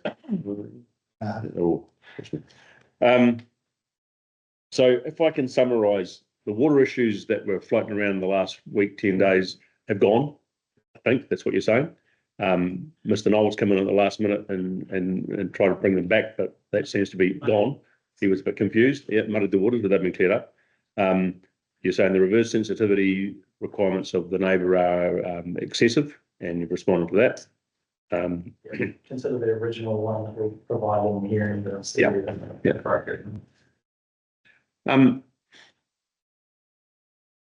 The report that you had done and then peer reviewed in terms of the productivity seems to be an issue that our planning consultant will cover when his turn comes. But in the reports that were done, has anything picked up the fact that there are numerous 4-hectare blocks that are doing something and adjoining this property? What I'm hearing is that cut into 4, productivity at 8 is not flash, at 4. But yet there's a whole lot of productivity happening in 4-hectare blocks. Is this a case of, you can, financially, it's probably risky. Is that the reality? If you wanted to spend some serious coin, you probably could. Yep. But you might not be able to see the return on that when they come back. But am I picking up, if I look at the map and why I was interested in the section size, there's a whole lot of 4-hectare blocks that have got a mixture of grapes, cherry trees. Not sure there's anything else, there's some pine trees. In terms of other land owners to the north of Northern Lane, 4-hectare blocks, I think there's nothing. Are they largely just house? 2 million. Then it's the blocks. Yeah. The rest of just cherry blocks. Yeah, down the bottom, from Cooper Lane running back down. Yeah. Cherry box down the bottom of the plan. Yeah. I certainly would be like cheers. Yeah. And there is that one block on Cooper Lane that runs down.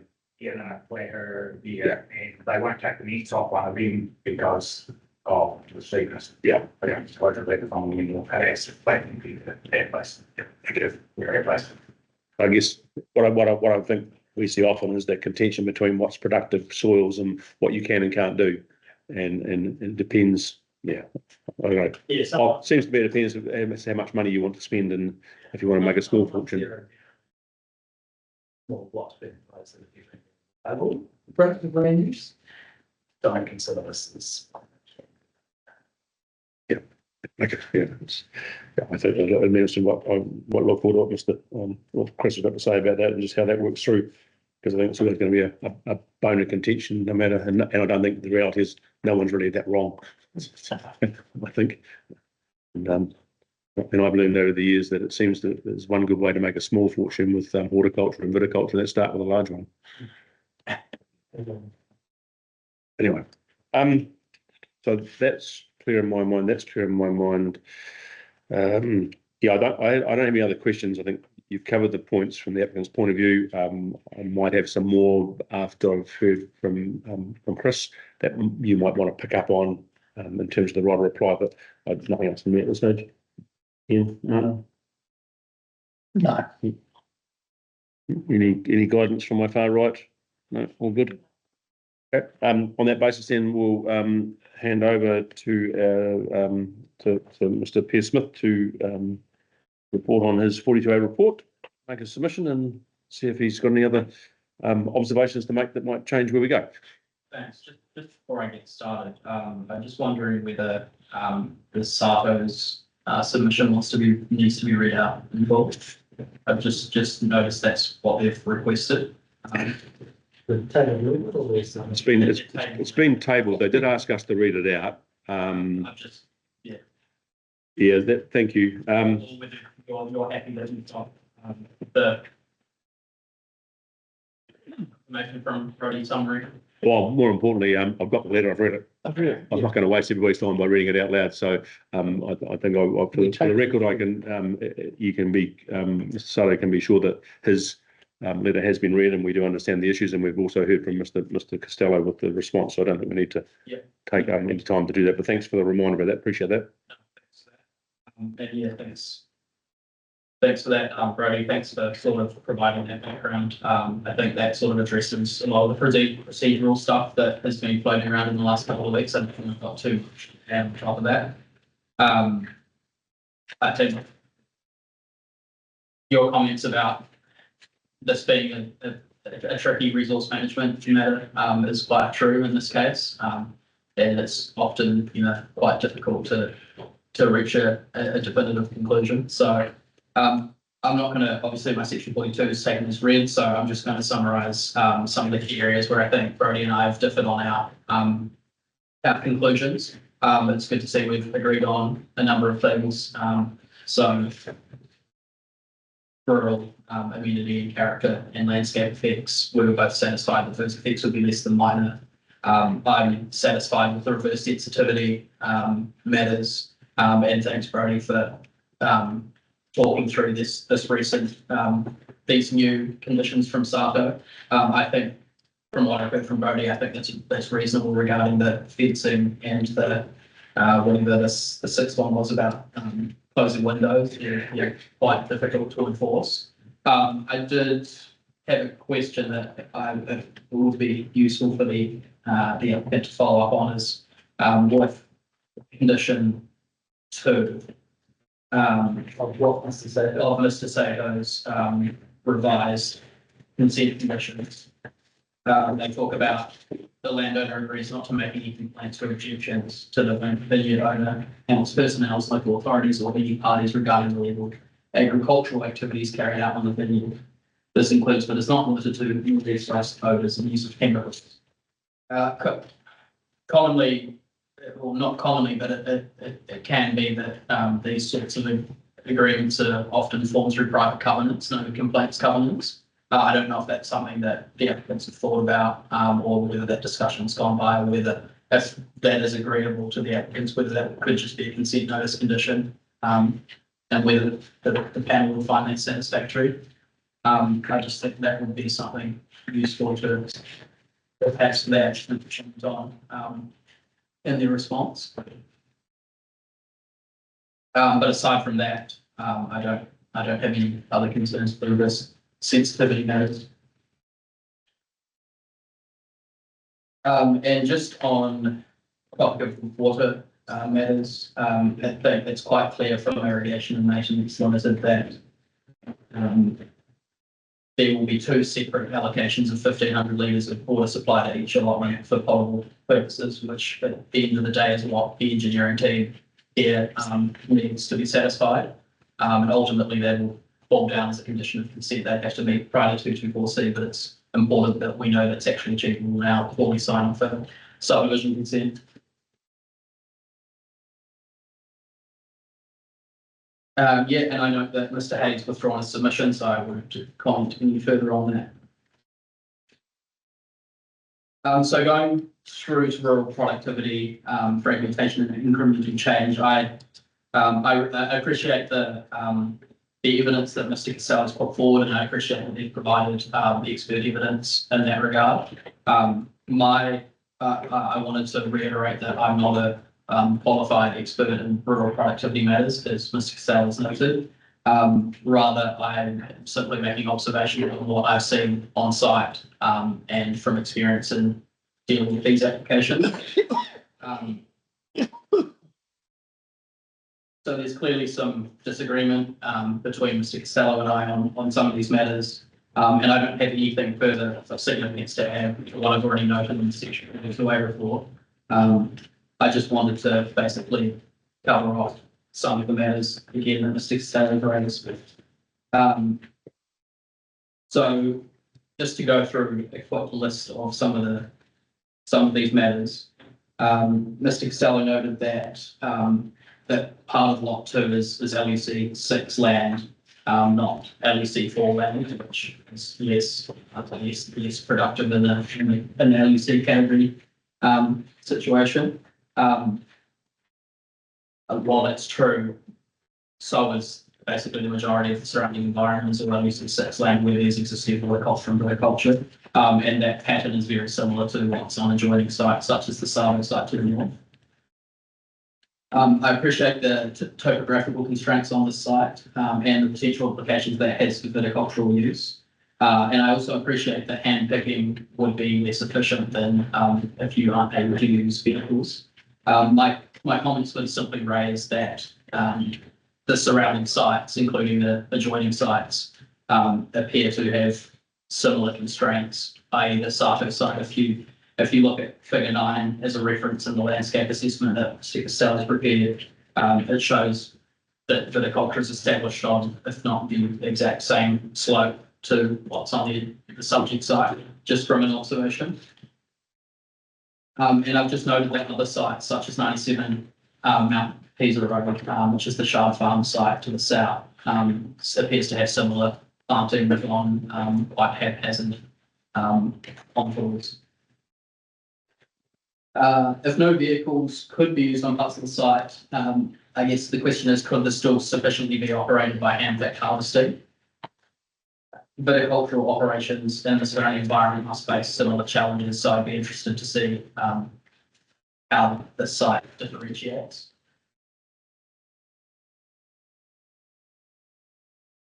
The letter from Irrigation and Maintenance Limited confirms that there's excellent, reliable clean water, and the whole infrastructure being in place. So irrigation was not a concern in this case, to my understanding from what's come through in the last couple of weeks. Mr. Costello noted a number of other constraints that he believed were very significant barriers, and I don't disagree with them being barriers to productive use, such as rock removal, rabbit eradication, issues with steep sites and irrigation. But I just wanted to raise that the surrounding environment presumably face similar challenges when setting up their own viticultural or horticultural operations that they've presumably got past as they're actively operating. So that was really the key matters I wanted to turn on there.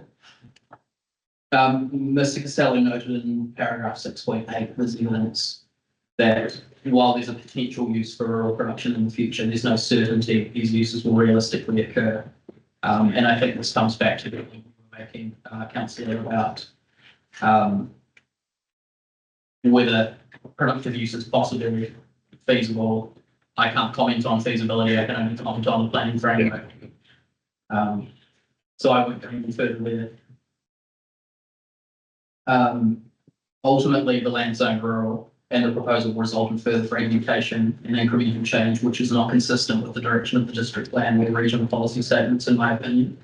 The subdivision serves to further fragment and change the existing environment in a way that will not maintain or enhance any potential community character or productive values.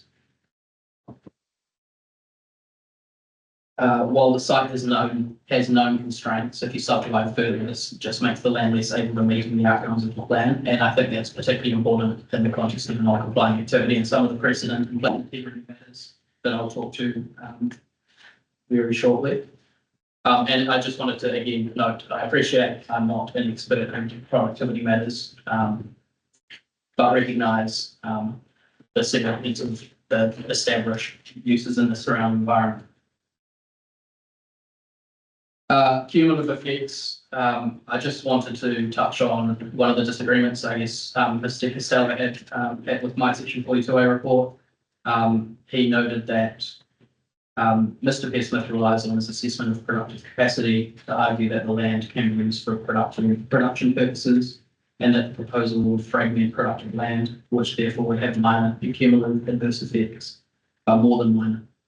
Effects on productive values are discussed above and are anticipated to be no more than minor. As stated above, I consider Mr. Pearsmith has incorrectly assessed the productive values of the site, despite the expert assessment provided as part of the application. Again, there's a difference of opinion on this matter, and I don't believe this to be a fully accurate statement. Whilst rural productivity matters are at the forefront of my cumulative effects conclusion, I also note that the proposal also further reduces the average allotment size of the rural resource area.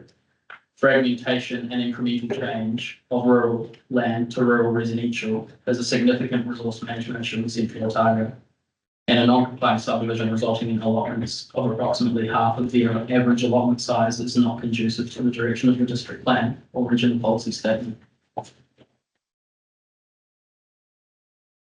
And before I go into precedent and plan integrity matters, Mr. Costello has summarised his views on the objectives and policies and believes that it will be consistent with both the proposal will be consistent with the district plan and the operative regional policy statement. I think there's two key objectives and policies that need to be discussed.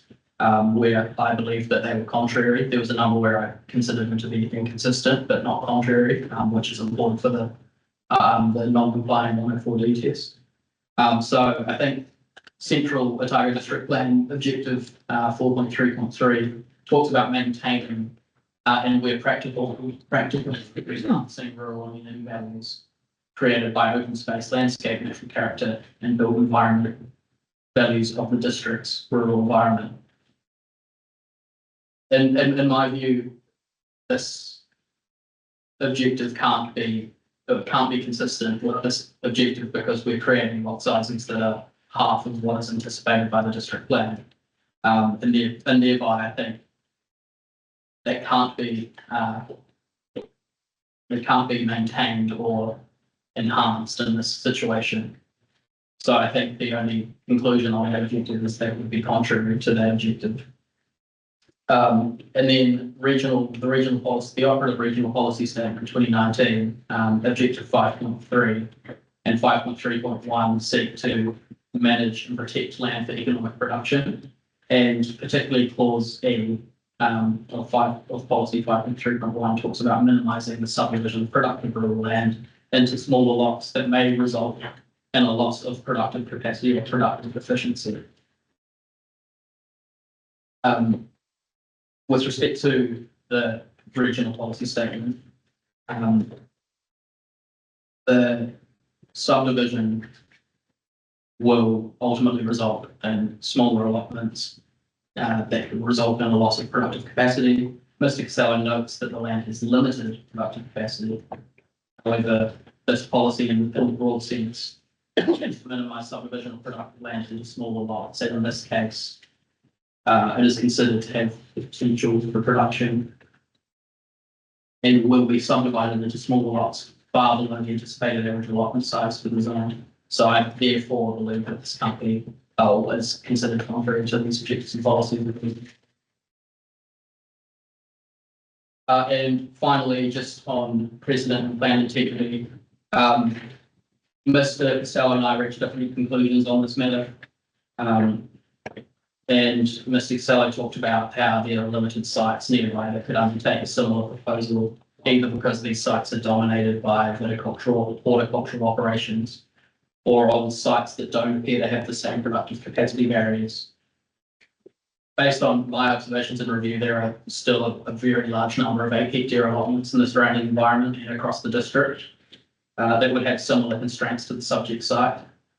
Many of these sites are bare sites or appear to be used partly for productive uses. Mr. Costello just noted that the surrounding area is generally of higher density.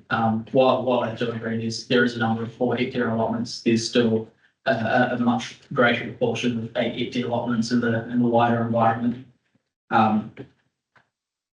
So for reasons already discussed, in relation to fragmentation, incremental change, in my view, the panel should be satisfied that undesirable precedents will not be set by granting a non-compliant subdivision where the lot sizes are approximately half of the anticipated average allotment size. We agreed, Mr. Costello and I, that precedent and plan integrity are not mandatory considerations for the panel. However, case law indicates that where the proposal is contrary to the objectives and policies of a plan, and if there are no special circumstances, which I don't believe there's a strong enough special circumstance case in this situation, then decision makers should have regard to these matters. And just finally, Mr. Moore was quite direct in his wording and his landscape peer review, that the setting of a precedent in this locality is a key issue. And while Mr. Costello knows that good design principles and landscaping can mitigate adverse effects, this doesn't address significant concerns of further modification of the rural environment and loss of rural and landscape character should similar subdivision follow suit. Thanks. I think that's all I've got. Thank you, Chris. I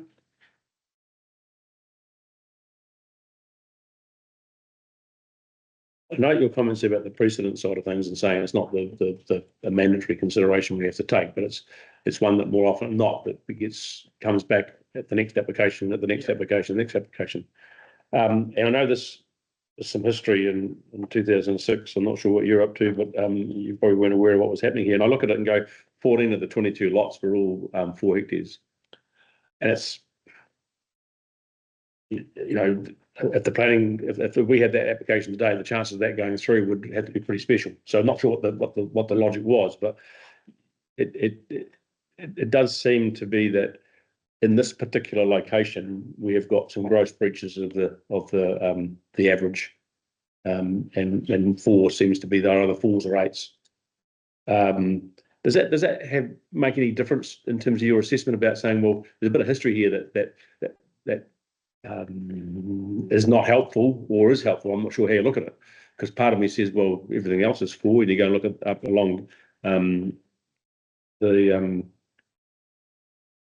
the Harrington's place, and everything as you get up the hill is 4 hectares on that side, and yet there's 2 blocks that are 8.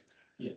Does that have any bearing in your thinking? You know, can you sort of try and find a planning way to you could look at that in a different light to what you've proposed?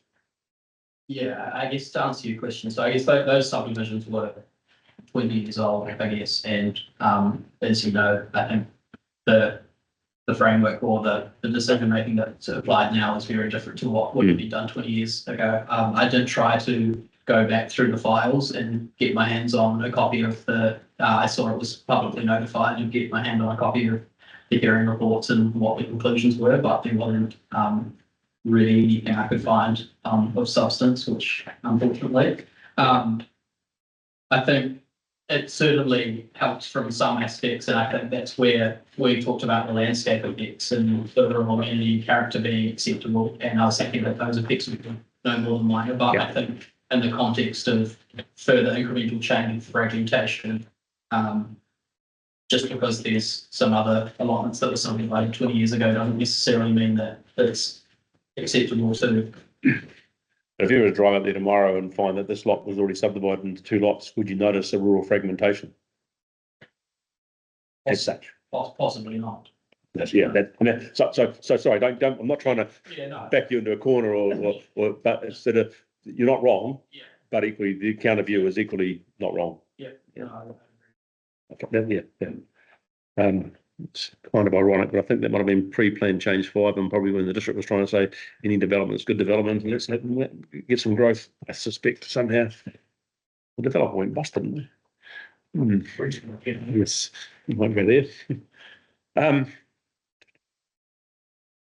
So from your perspective, your view still is that in terms of the cumulative effects in particular, which is to a lesser extent the productivity, but back into that plan integrity, into the precedent, the fragmentation, those are what swings the balance from you to say that this is not a subdivision that should be granted. That's my view. Yeah. And I think just on the note, you're talking about 4 hectare lots being able to be used and things like that. You know, that might be the case, but again, as you're splitting up land, it's irreversible. Once it's happened, it's happened. You know, you're dealing with more landowners. It's enabling more residential beyond existing lots. So it's sort of an irreversible trend that, unfortunately, I think from a planning lens, it has to be assessed that way, in my opinion. Yeah, thank you for making our job so easy. I understand that, and that's the dilemma that we need to work through.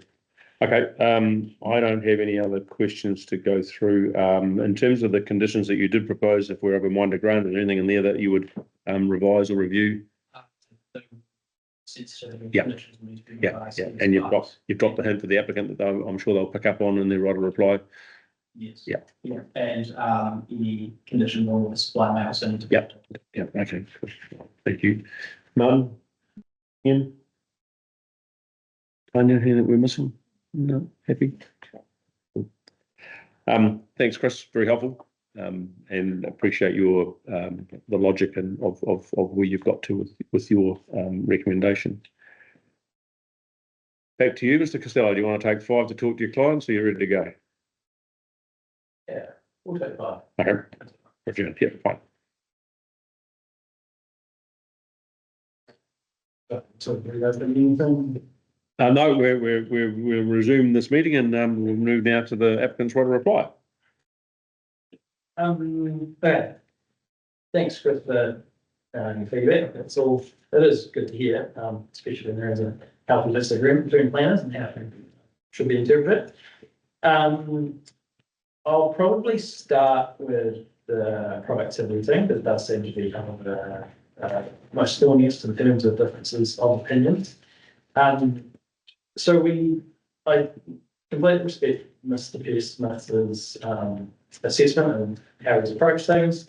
I do consider that more weight should be given to our productive capacity assessment, given that it has been reviewed by 2 experts who visited the site and provided their own additional input.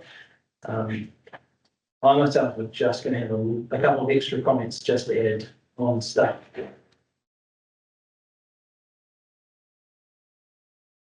It's just What was that?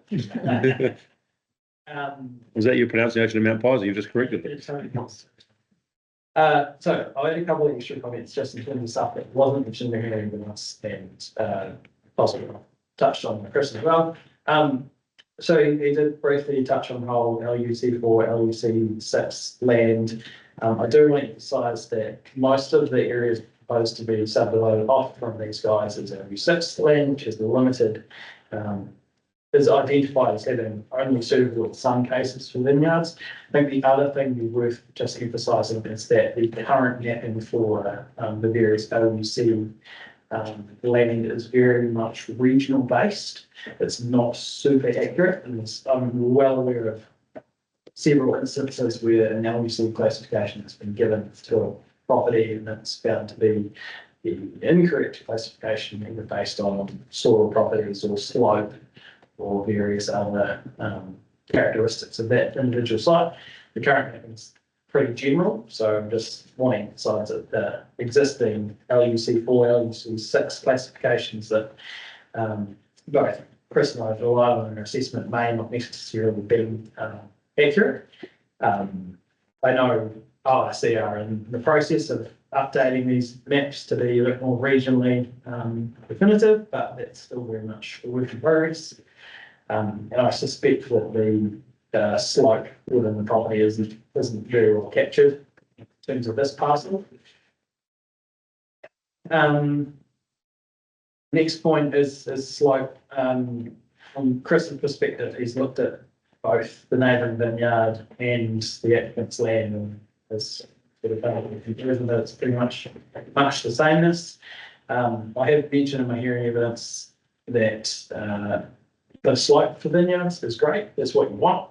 But in the case of this property, the steepness of the slope is not ideal at all in terms of being able to construct or maintain a vineyard, both in terms of airflow across slopes and actual construction and maintenance of the vineyard infrastructure itself in terms of posts and the actual harvesting aspects. I do mention it elsewhere already. Hand picking might potentially be an option, but again, it's a much more expensive way to do things.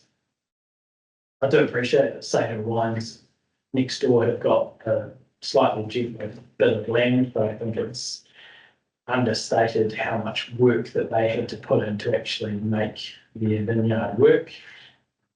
I had briefly mentioned in my hearing evidence, but they did have to remove about 800 tonnes of rock from the property to actually make it useful for viticulture, despite the little bit of rocky soil usually being okay. I think the applicant site probably contains a fair bit more rock than what would be suitable for a viticulture operation. Probably the only other thing to mention is just the pest management aspect. You guys have rabbit pits, no? Yeah, rabbit pits, always. Yeah.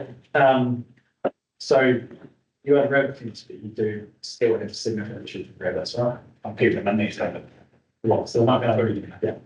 Yeah, so, I mean, it is a little bit of a district-wide issue, but pest management, despite rabbit fencing, is still a pretty significant issue. Rabbits can be pretty determined and are very good at finding gaps through gateways and stuff. For a property this size, it will be quite a bit of effort to completely clear rabbits off the land and to maintain fences and perpetuity and feed them out of there. I'm aware of like vineyards through the likes of Gibbston and stuff that I think effectively rabbits are number one enemy just because of the amount of money that they have to spend to keep them under control and out of viticultural areas. I think probably the only other thing in terms of proactivity that I'd just like to finally mention is that I haven't been saying throughout this, and I think it's supported by the reports and assessments I had provided to me. The land can be used for some productive use. It's not a case of it's a dead parcel. Like something like low intensity grazing could occur feasibly, but not at any kind of level that it would make economic sense. The applicants themselves have undertaken a little bit of low intensity grazing, but have found it to be significantly challenging just because of the various vegetation and other characteristics of the site. I think that's all I want to mention in terms of productivity. But yeah, and I do just want to re-emphasise there that I do think significantly more weight should be placed on our assessment, given it's from being supported by technical expertise and it's not just solely from a planner's perspective.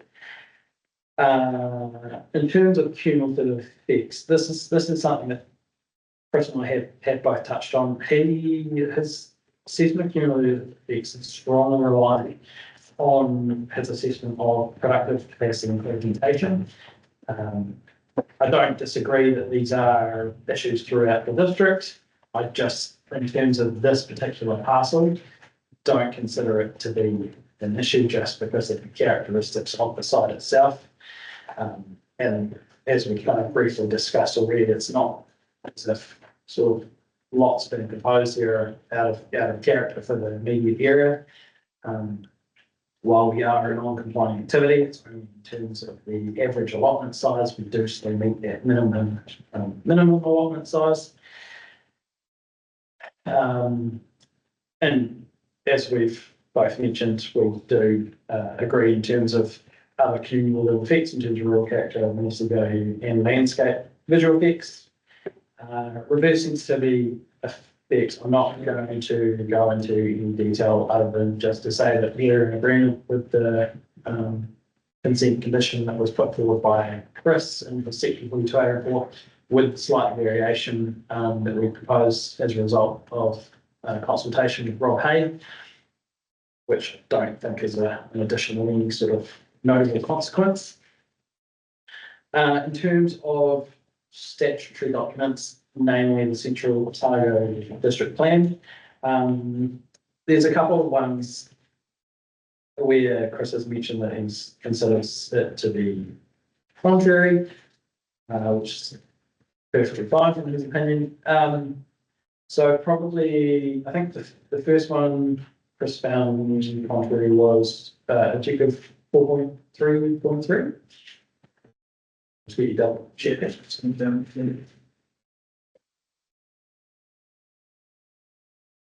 Objective 4.3.3. That is the only one I included from Central Otago. Yeah.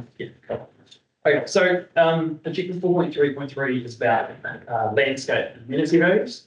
So both assessments from myself, Chris, and from Mike Moore, in terms of this proposal itself, being a subdivision, a bare block land subdivision, the effects on landscape and amenity value I consider to be no more than minor, which I think is certainly not contrary to this objective.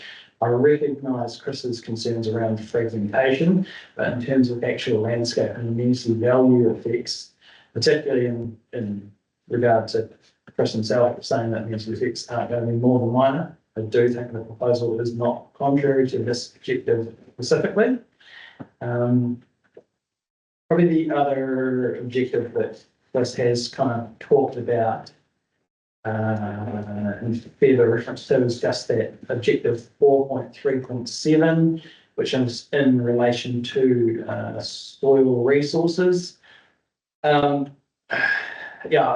I do feel like this objective has been somewhat overstated. The objective itself is about maintaining the life supporting capacity for the district soil resource to ensure that the needs of present and future generations are met. I don't think there's anything being put forward by this subdivision that would mean that this objective could not be met by what's being proposed here. As I said, it's currently just a bare block land subdivision. There can be a bit of crystal ball gazing around future land use, but in terms of this application, it's just straight up subdivision of land. The existing potential productive use could continue even if there was a boundary fence put in between and down the middle of the existing parcel. If someone wanted to spend an unfeasible amount of money to develop the site as an unsafe vineyard, they're welcome to do that, but it's just not, in my eyes, possible or even likely to occur on this site. Yeah, so I think the subdivision isn't going to cause any dramatic loss in soil resources. There's not going to be any dripping in topsoil or anything like that. The only required earthworks where there'd be even a disturbance of soil with the installation of services if required. Other than that, there's going to be no physical land disturbance whatsoever.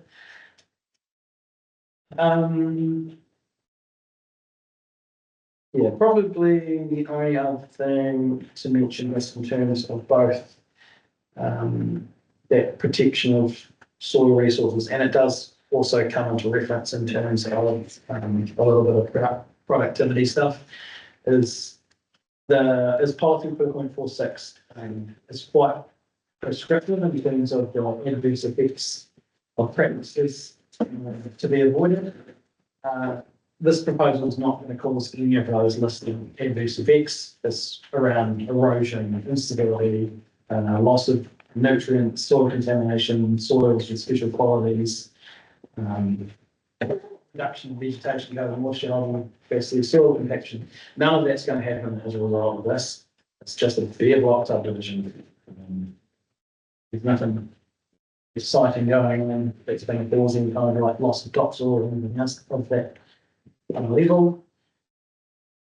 I think that's probably it for the Central Otago District Plan. I don't think that anything that's been proposed as part of this application can be considered contrary to any of the objectives. In terms of the two Otago regional policy statements, I do recognise what Chris has said he has placed a little bit too much reliance in terms of the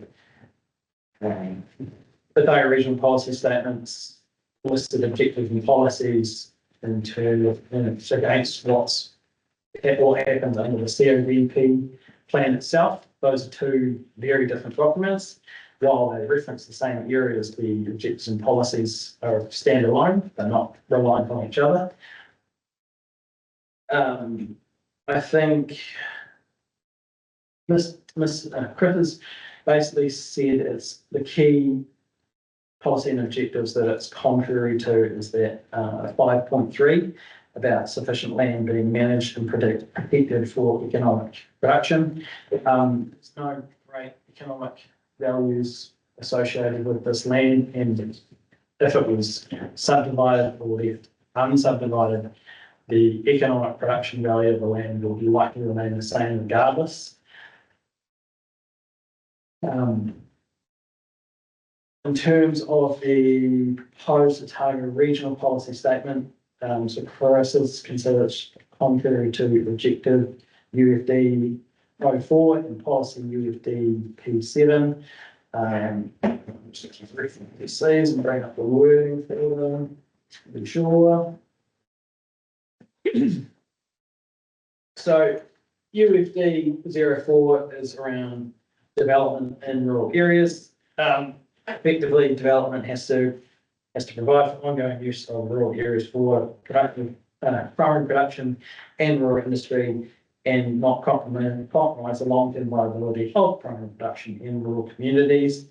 I have touched on this in my hearing evidence, but I think it's very much subjective as to whether or not the proposal is inconsistent with this objective, mainly because of the limited productive capacity of the site and the activities productive-wise that are occurring within the site. I think it is worth noting as well that this would create an additional allotment in the rural area, thereby potentially adding to the local rural community of Mount Pisa. Moving on board. In terms of policy UFDP7, which Chris has also considered it to be inconsistent with, this policy is about maintaining rural areas as places where people live, work and recreate, and where a range of activities and services are to support these rural functions.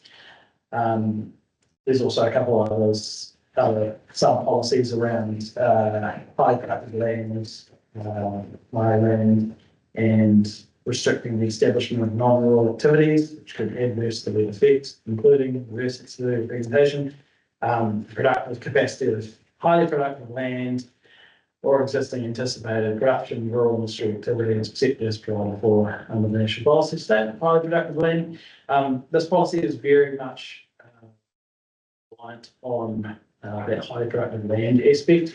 There's no highly productive land within this site. There's no land within the site of reference in terms of its productive values. They're very low currently. As I've said, with limited productive values that could be affected as well, not the site divided as is. Let's talk about the national policy statement for high productive land, but I don't need to talk about it because it's not very relevant at all to this application anyway. So we have talked a fair bit already about precedents and plan integrity. As I've already said, while we don't meet the average allotment size, we do meet the minimum allotment size. It's not, in terms of the actual allotment size, it's not unique in the surrounding area for allotments of this size. But saying that in consideration of the existing policy planning framework that we're working with, the site is somewhat unique in terms of its limited productive values, in terms of the slope of the site, basically limiting any kind of economic pastoral use or viticultural use. As I've said, if you wanted to throw down a silly amount of money, you could potentially make something work, but you would probably not ever see your return on the money spent.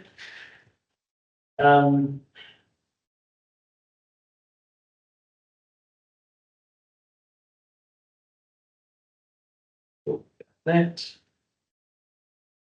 I think probably in terms of precedence and plan integrity, the final thing to mention is just that it is only a subdivision being proposed here.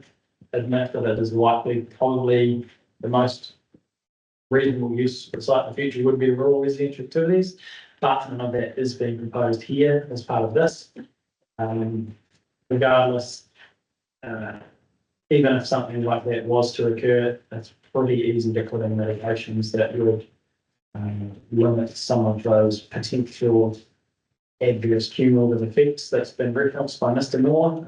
It's not hard for good design principles that are fitting for the surrounding environment, or even basic screening to perform that is already present in this area in terms of established rural residential activities already. Regardless, overall, as both Chris and I have already referred to in hearing evidence and today, precedence and plan integrity isn't a mandatory consideration by the hearing panel. And I am aware of other cases that, as mentioned in the hearing evidence, that has warned against decision makers against attributing too much weight on potential precedence effects. And every application, as always, must be considered on its merits. I think overall, more weight should be given to the productive assessment provided by us. I do consider that Chris has put too much emphasis on the productive capacity and land fragmentation, and therefore that the associated effects and objectives and policies of the various plans therefore can not be met or are inconsistent. I don't agree with that. I do consider that the proposal overall effects can be managed to a no more than minor level, and that there's no objectives or policies that the proposal is contrary to. Have to recognise that there's some inconsistencies, but not contrary. And therefore, council can feel confident to grant a consent under either of the two Section 104D tests, as being no more than minor or largely consistent with the objectives and policies of the CFMP and achieving the overall purpose of the RMA for sustainable management of the environment. Other than that, and that's right. Thanks to the work. Absolutely. I even wrote some stuff down. Thank you. Can I summarise what you said? Please do. It might be inconsistent, but it's not contrary. Correct. Thank you. No, I'm picking that's the key. One of the key differences in terms of the planning side of things you're putting to us is saying that yes, there's some inconsistencies, but it's not contrary to. And if you were to read those objectives and policies, those objectives particularly, you're saying that this application is not actually contrary to those. Yeah. Okay. I'll have to look up the dictionary and find out the difference between inconsistent and contrary. No, thank you. I could go around and ask the same sort of questions again, but I understand where you're coming from, and think you've covered off the issues quite well. So thank you. I've got no questions. Any follow-ups from you, Chris? Any things that you I want to clarify? to cover off policy 5.3.1 of the regional policy statement as well. I know that he just talked about objective 5.3, which is the higher is the objective specifically for 5.3.1 specifically for C. Just Yep. Yes. Thank you. Yep, I'm happy to repeat that. So just for clarification, policy 5.3.1, the operative regional policy statement seeks to manage activities in rural areas to support regions' economy and communities by the sub policies that Chris references, minimising loss of significant soils, restricting the establishment of incompatible activities in rural areas that are likely to lead to reverse sensitivity effects. And lastly, minimising the subdivision of productive rural land into smaller lots that may result in lots of productive capacity for productive efficiency. So we'll talk on one. Like really significant field within the site that will be lost at the result of this subdivision, based on the current ABC mapping we have. We've got class 4 and class 6 soils, neither of which are particularly special or significant. In terms of being under that policy, I think reverse sensitivity has been very well covered off as part of this application.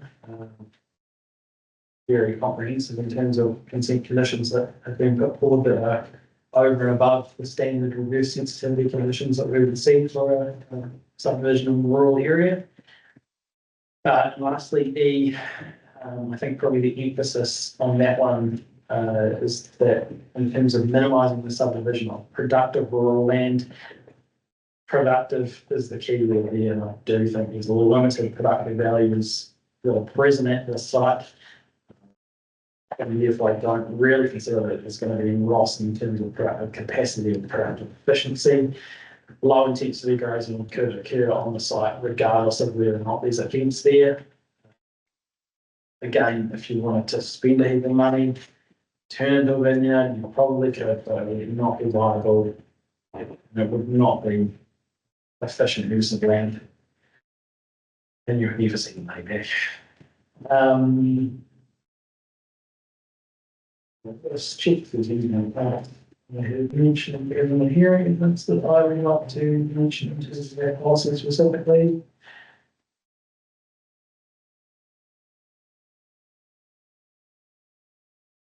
No, only the only other thing to mention from the hearing evidence is that I do think Chris has overstated the potential productive value of the site.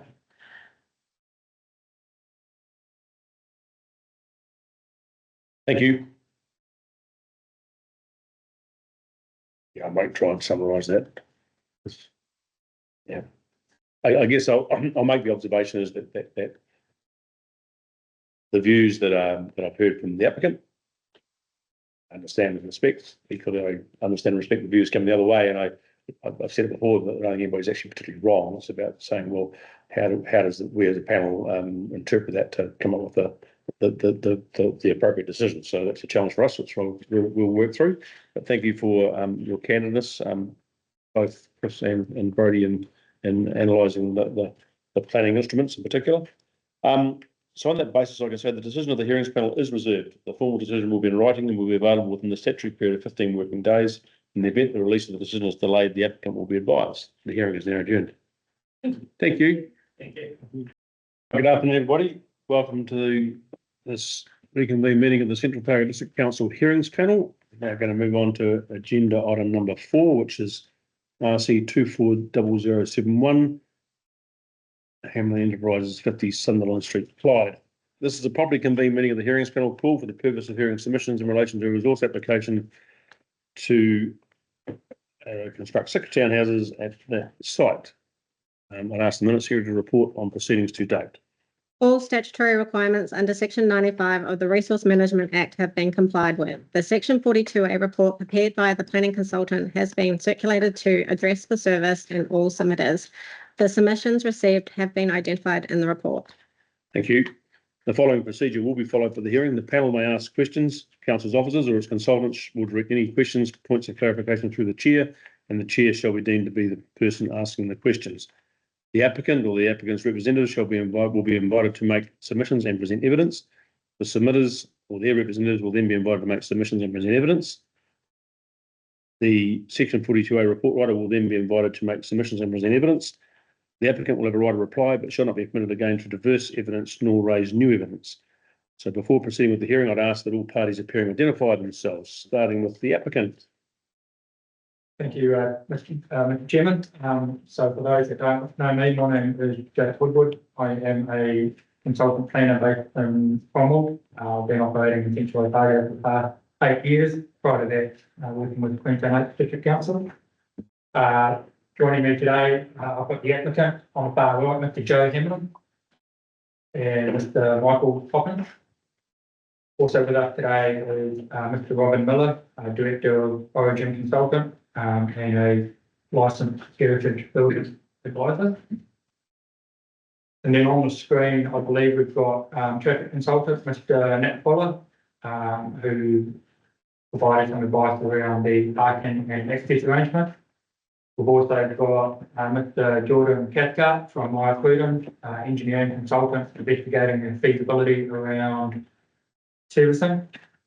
We've also got Mr. Peter Marmon and I believe Miss Jo Underwood from Design Base, the architectural firm in charge of the design.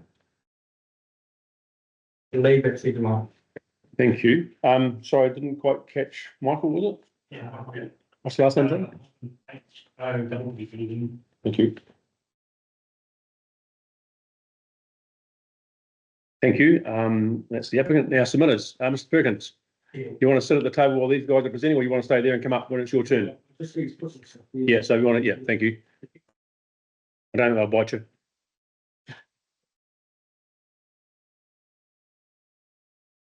Yeah, I'm Graham Perkins, so the owner of 52 Sunderland Street, Northstown. Thank you, Mr. Perkins.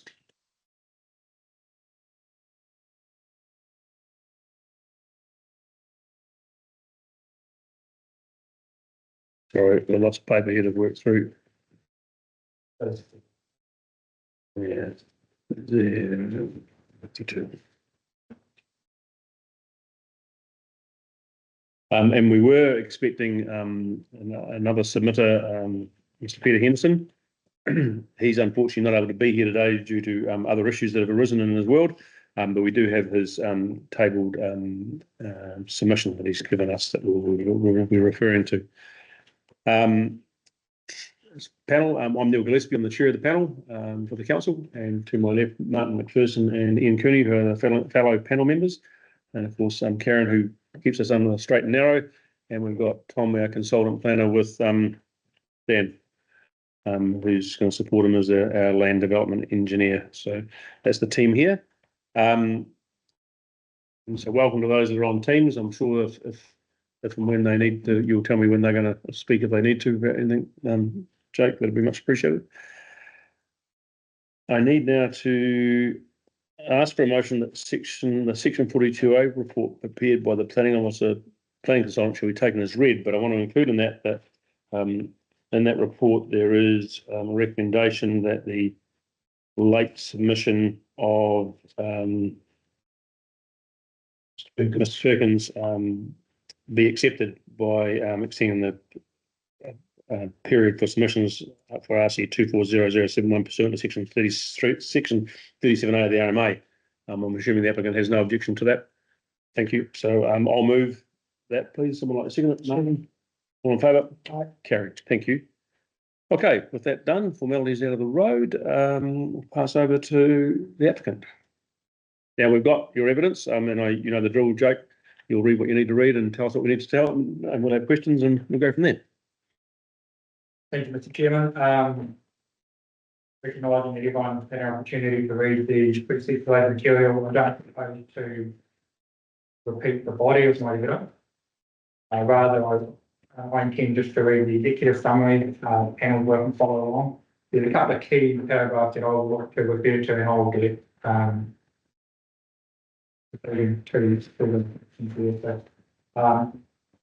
anyone else like copies? Sorry, paragraph 1.1. The resource consent is obviously sought to demolish an existing dwelling and to undertake comprehensive structural residential townhouse development. The proposal requires various consideration on the operative district plan for the development within a heritage precinct, multi-unit development conforming to the density criteria, breach to the recession plans, building coverages and yards. The proposal is assessed overall under the operative district plan as a discretionary activity. Since the lodgement of the application, Plan Change 19 has advanced to a decision. Section 86B of the RMA requires, or at least confirms, that since the decision has been made on the submissions, those rules under PC 19 now have legal effect. Under PC 19, the subject site as well as the property at number 46 Sunderland, is located in a low density residential zone. I've sought clarification from council as to the rationale for the low density zoning, given that all of the surrounding land was identified as either medium density or left as business resource area. Council confirms that in giving effect to the Vincent Spatial Plan, an unintended consequence of the staged approach of the district plan review is that some land will maintain a quasi status quo zoning until that particular phase of the district plan review is enacted. Quite simply, the low density residential zone as it applies to the subject site is effectively a placeholder. The appeal period for Plan Change 19 has also expired at the start of August, and a total of 15 appeals have been received. While the rules now have legal effect, Section 86F of the OMA confirmed that a rule can only be treated as operative if no appeals have been lodged in opposition to that rule. In this case, the density provision as it relates to the low density zone has been appealed by 3 of the 15 appellants. And so, as a result, some of the consideration around density does not apply.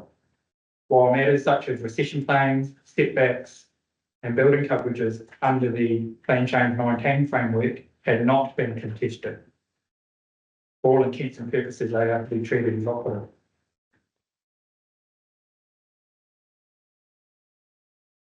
As a result, the following parameters are to be considered in the determination of this proposal. The density criteria under the operative district plan remains applicable, while the proposed Plan Change 19 is being contested. This contemplates a density of 1 unit per 250 square metres. The recession plan requirements under Plan Change 19 are not under appeal, therefore they would be deemed operative. And this proposal, as per my evidence in chief, complies with those requirements. And I note importantly that the surrounding environment has been rezoned medium density precinct 1, which is not under appeal. And similarly, the bulk and location provision for the medium density zone has not been appealed either. For the benefit of the panel and the submitters, the medium density zone contemplates a minimum density of 200 square metres, 2 dwellings per site, 1 minor residential unit per principal unit. Building coverage is 45%. Internal setbacks of 1 metre compared to a low density, which is 1.8. Road setbacks of 2 metres compared to a low density of 4.5 metre setback. And a permitted height limit of 8.5 metres compared to the current 7.5. Those parameters are effectively the envelope of effects in which we can anticipate the medium density zone to be developed in accordance with. It's also important for the panel to be aware that the site is really comprised of 6 individual titles that are not held together. And these could effectively be rationalised to amend the allotment size by way of a controlled activity pathway. For the benefit of the submitters, a controlled activity pathway is one where consent must be approved. This proposal does not introduce any additional titles or any additional saleable lots.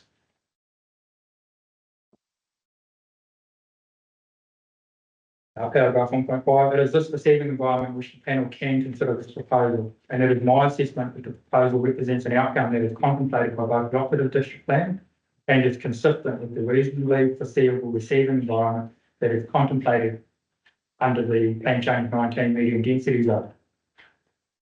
Recognising the density is contemplated, Mr. McIntyre and I agree that the consequential effects of this density, including the traffic, noise and general amenity effects, are appropriate. Through relying on the heritage impact assessment submitted with the application, Mr. McIntyre and I are also in agreement that the effects on the overall design, scale and form is equally appropriate, and that the proposed development accords well to the character of both Bass Street and Sunderland Street, and that the amenity values of these streetscapes will be maintained, if not improved.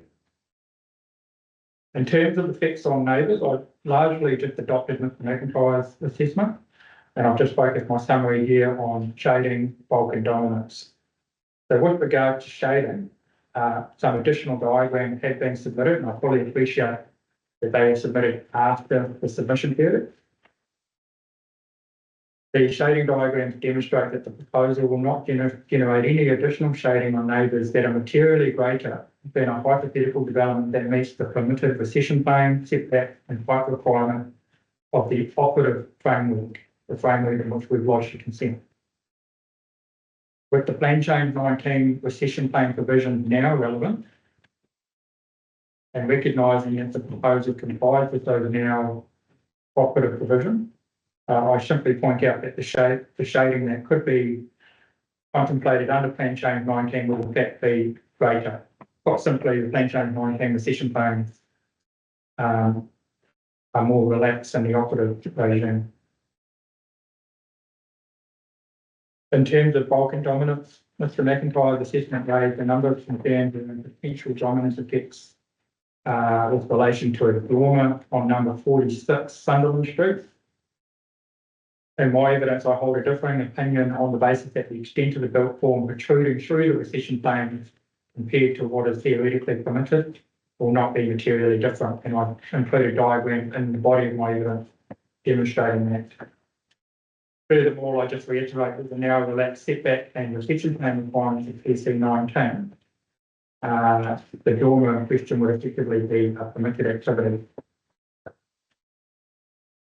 Just quickly, myself and Mr. McIntyre are in agreement that the proposal is broadly consistent with the policy framework of both the operative and plan change 19, and I've also said plan change 20 in relation to heritage matters. Paragraph 1.9, effects associated with servicing, access and parking have been considered through the various specialist reports submitted and have been subsequently confirmed as appropriate by Council of Engineers who have recommended a number of conditions of consent. These conditions have been reviewed as both practical and appropriate.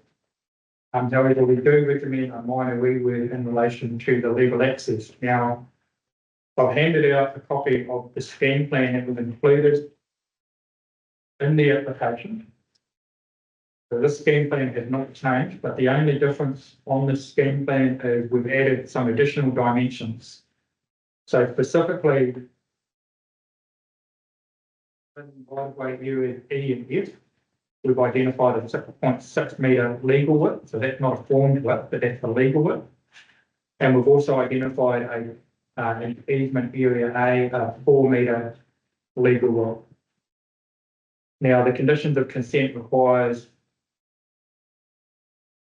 just go back about the importance of that is that we initially only showed the 7.5 metre legal width and 4.7.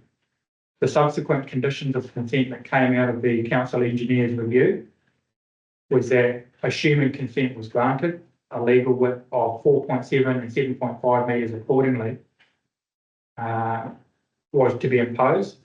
We've suggested a slight reword to reference the lesser width, just for practical reasons around compliance when we go to apply for section 224C.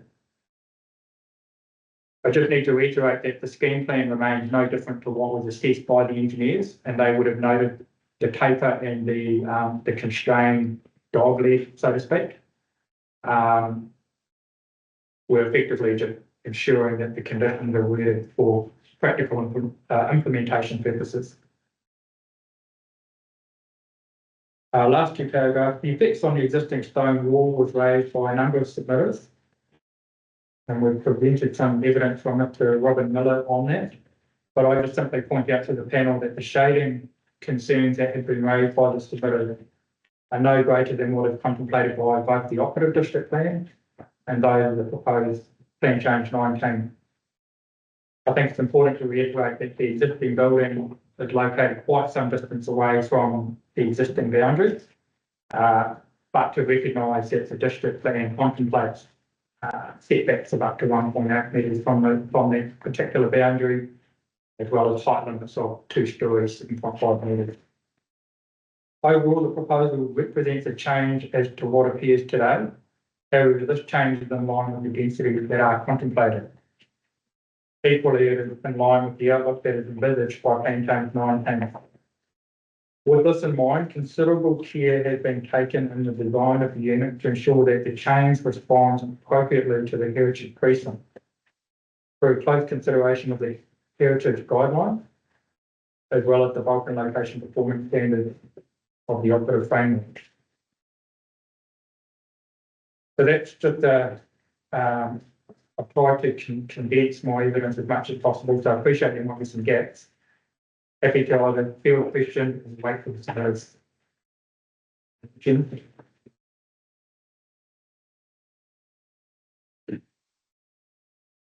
I just want to make sure we're quite clear about the impact of plan change 19. So you made mention effectively a placeholder, the current with the proposed zoning, which is the low density residential zone. And right to assume that what you were saying is that a subsequent plan change, council will be proposing to change that to medium density. Is that what you were saying?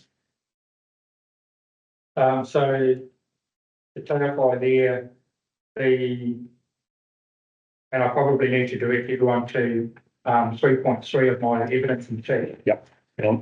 Good there. Here's the bulk of the details. So if I may, Mr. Chairman, I'll read through the paragraph. Under plan change 19, the site is located in the low density zone. So while it is identified as low density, all of the land to the north and south is medium density, while the land to the west remains business. This results in an anomalous and isolated patch of low density zone that is physically disconnected to any other low density zone within the Clyde township.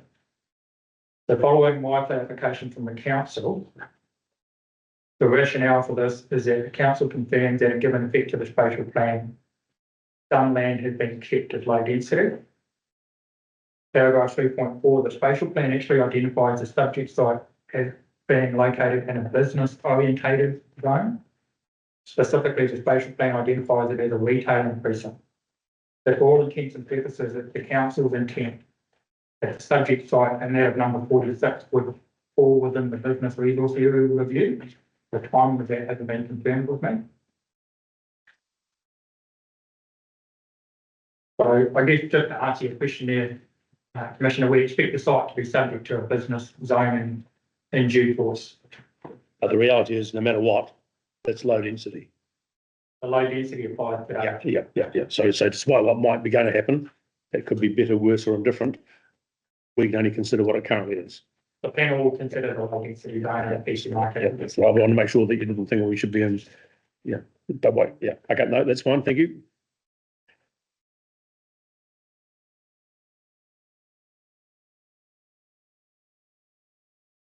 Yeah, no, I think from my perspective, what you said makes sense, and then your summary as of your evidence just clarifies that for us. None, Ian, any questions? Not yet. Not yet. Yeah. I suspect what may well happen is as your rest of your evidence comes through from your team, we might have questions that could cross over. It's generally been our experience, so rather than head down any rabbit holes at this stage. So, any clarification required from your perspective? No. That's right. Okay. Thanks, Joe. We weren't intending on providing any additional material. Okay. Happy to field any question for the town. Right. Yeah. I suspect then, as you said, that the questions are likely to come after we've heard from the submitter as we work through that up. Happy with that, Ian? Any questions? Okay.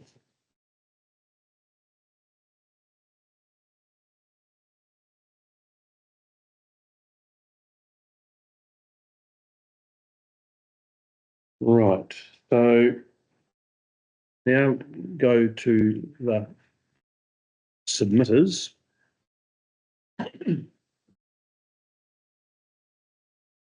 So just to make sure that your team has received the statement from Mr. Henderson. We haven't received anything since the original submission. Right. Oh, It's material. If only Yeah. it's got technical. That's on your desk. The answer is yes. It's all right. So we've all received it at the same time. So I think what I might do is, because Mr. Henderson's not here, might just give us 5 minutes for us as the panel to read it as well. Before we hear from you, Mr. Perkins, it might be better we've digested what Mr. Henderson said, that he's not here to tell us, if you don't mind, and then also give the applicant a chance to read it. So if you just bear with us for time for the panel to read through this. We didn't get a chance before we sat down. You got it, Jake? That one? Yeah, that's no cool. problem. Yeah. You know, Tim? Better we look at it.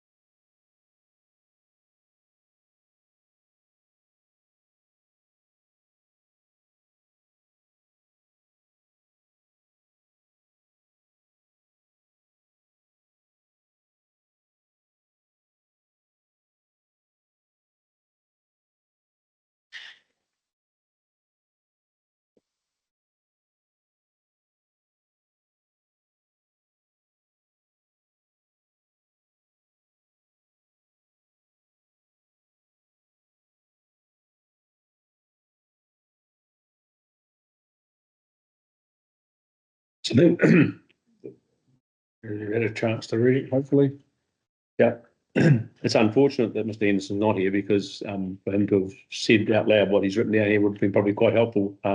So all I can ask is that, because I can't ask him any questions, and I'm not going to go and ask you or ask Tom, but I think the question would be is that when it comes to your reply, particularly, to see if you can traverse any of the issues that are raised in here, as you would do if he was here presenting. I'm sure you would respond to them as you need to be. And also, Tom, to you, the same thing when you present your report, maybe if you can, if there's any responses you want to make in relation to that, it would be useful for the panel to hear. It's been unfortunate when the submitter's not here, we can't ask those questions because he's not here to answer them.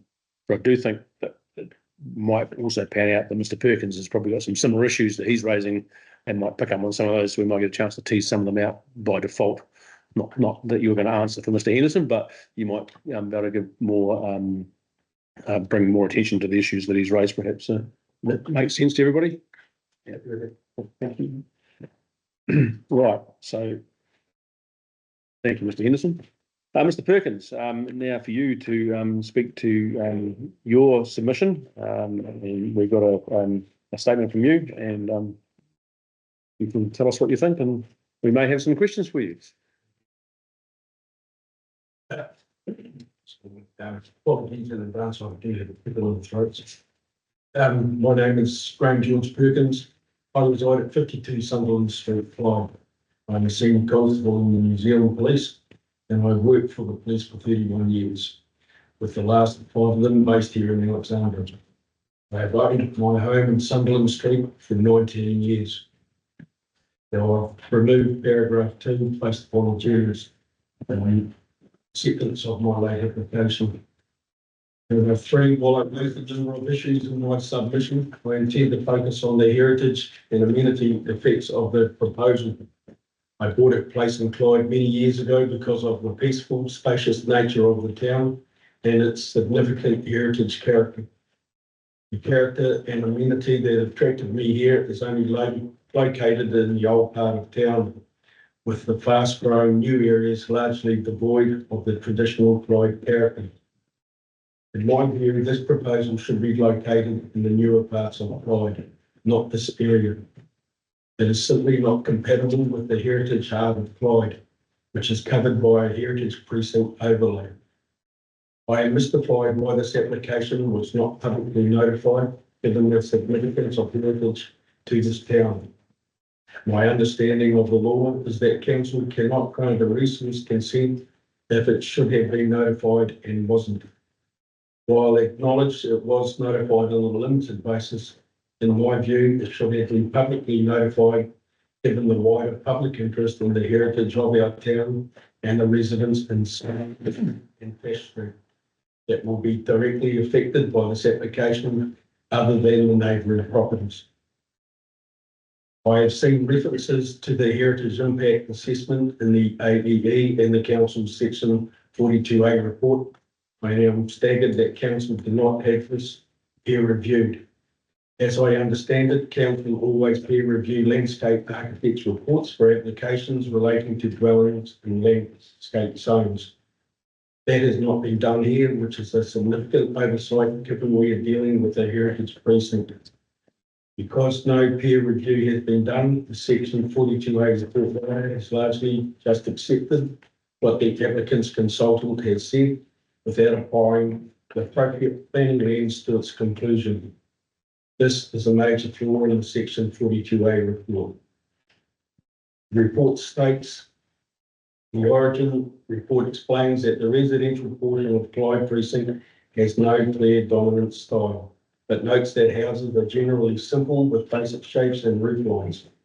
Materials are simple and decoration is restrained. Origin find that the existing dwelling to be removed provides little or no contribution to the heritage character of the precinct. This comment seems to completely miss the point regarding the character of the area. It is a low density residential area which contains one-story detached dwellings in large, generous sections. Excuse me. This proposal is cramming 6 two-story units onto a site at a density of one dwelling per 275 square metres, where the recent plan change 19 imposed a 400 square metre minimum site size. This is clearly not in keeping with the character of the area, which the heritage precinct overlay is designed to protect. In my view, PC19 policy framework does assist in maintaining the values of the area. I have set the objectives out below. The proposal is contrary to O1, compatible with the character of the zone. Bearing in mind here that there is a heritage overlay and also with O2, paragraph 1 and 3, at least predominantly low-rise detached units, maintenance of amenity values of adjacent sites.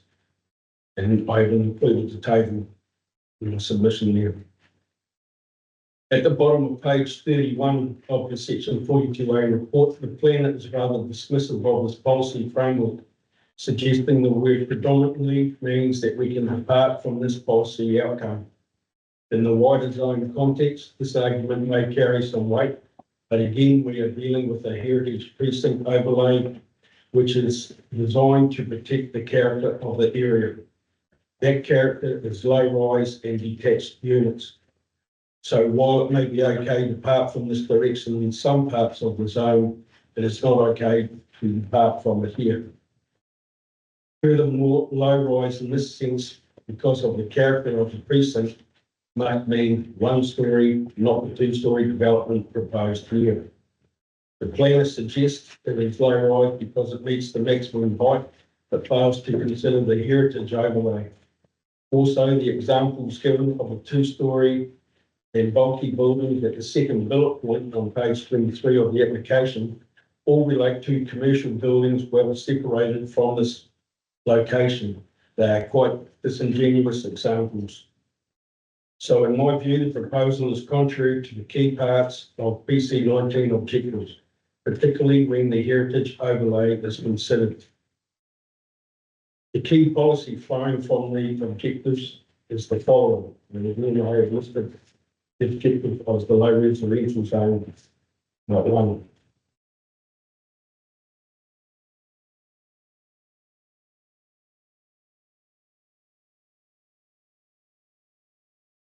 Pretty clear that this proposal does not comply with clause 3 of this policy, while I would also argue that the two-story nature of the building compromises clause 1 also. But again, the council planner just defers to the applicant's consultant view, stating that page 32 As confirmed in the heritage impact assessment, the scale of the development is appropriate for the receiving environment, and as discussed in the assessment of effects, will not lead to undue dominance effects on adjoining sites. The photo mock-up on the front of the plan set illustrates how inaccurate this statement is. The proposal will clearly dominate my section, overlooking the private areas of my house and section. It will also look out of place in this section of the street, which is mainly old one-storey cottage bungalows on large sections. The proposal is not what we generally expect to happen in the old part of town. I have also considered the proposal against the matters of discretion under Rule 11.4.1b of the current district plan that is set out below. And we're listed at page 29 of the section 42A report. The external design and appearance of the building or structure, including the material and external colour used and taking into account A, the avoidance of noticeable contemporary design features and materials. B, the use of locally sourced materials or materials common to the respective settlement. New buildings are being constructed, and particularly on street-facing elevations. C, the compatibility of the scale, the orientation, roof pitch and roof lines, window alignment, colour, materials, and details of the building or structure in relation to other buildings in the precinct. The contribution of the maintaining the character of the heritage precinct, how the design of the building or structure maintains modesty and scale in relation to existing development and or development which occurred when the dominant scale of development within the precinct was established. I have highlighted the three key assessment matters that the proposal is not consistent with. The planner states that Origin find that the proposed townhouse to adopt cues from the character of the precinct, including the gable forms, roof pitch and fenestration, which are expressed in a simpler, straightforward fashion. Roof pitch and orientation and presentation to the street of this development seems quite different to what surrounds it, while the scale is clearly different and not modest in comparison to the existing development. District plan contains the following description of the Clyde precinct. Clyde, formerly known as Dunstan, Clyde was the dominant settlement in this part of the district during the gold rushes of the 1860s. Many buildings from last century have been retained at Sunderland Street and on neighbouring streets that together form a heritage precinct. Churches, hotels, cottages, the former post office and dry stone walls, which are significant heritage townscape elements at Clyde, that also contain significant museums which complement the built heritage of the town. Part of the precinct within which this is located is the cottage area of the precinct, so development should reflect that. Objective 1 of the current district plan is to recognise and protect the heritage values and character of the district's heritage precincts, while Objective 2 is to maintain and enhance the amenity values derived from the heritage character of these areas. This proposal does not achieve those outcomes.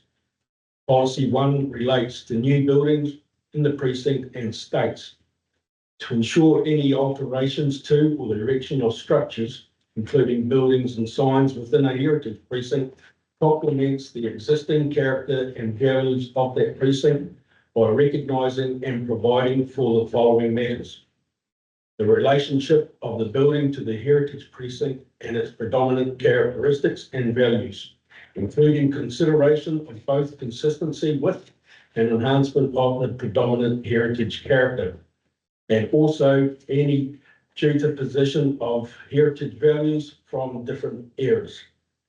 The siting of the building and its consistency with the location of earlier buildings on the site, the conservation of the main permanence of the style and character of the building and of the precinct itself, the retention of the scale and profile of both the building itself in the buildings of the precinct, particularly when viewed from public places. An authentic historical or complementary design and appearance of the building, the sign including cladding materials, openings and colour. The appropriateness of associated landscaping and planting in terms of heritage character and townscape of the precinct. The existing design of services, including roads, footpaths and stormwater disposal, and the need to maintain heritage character and values of the precinct. At this stage, I'd just like to introduce another part that I have provided. It relates to a newspaper article from the Otago Daily Times on Monday, August the 19th. And I won't read the whole thing, but just rule changes to better protect buildings on cards. And this is a rule change that could be pursued to help to even further protect their heritage, which the legal council is going to introduce. While it is accepted here, no one style in this particular location, the characteristics and buildings that are to be protected are one-storey detached dwellings on large sites. So in summary, I disagree with the conclusions reached by the Section 42A report writer. They are based on the applicant's HIA and it has not been peer reviewed by council. Furthermore, the proposal has not been properly assessed by the Section 42A report writer against the policy framework of the current district plan or the provisions of Plan Change 19. In my opinion, the hearings panel cannot make a robust decision on this application until a peer review of the HIA is undertaken and a more robust analysis of the policy outcomes sought by the planning documents has been undertaken. The current application should be declined accordingly. Thank you. Thank you, Mr. Perkins.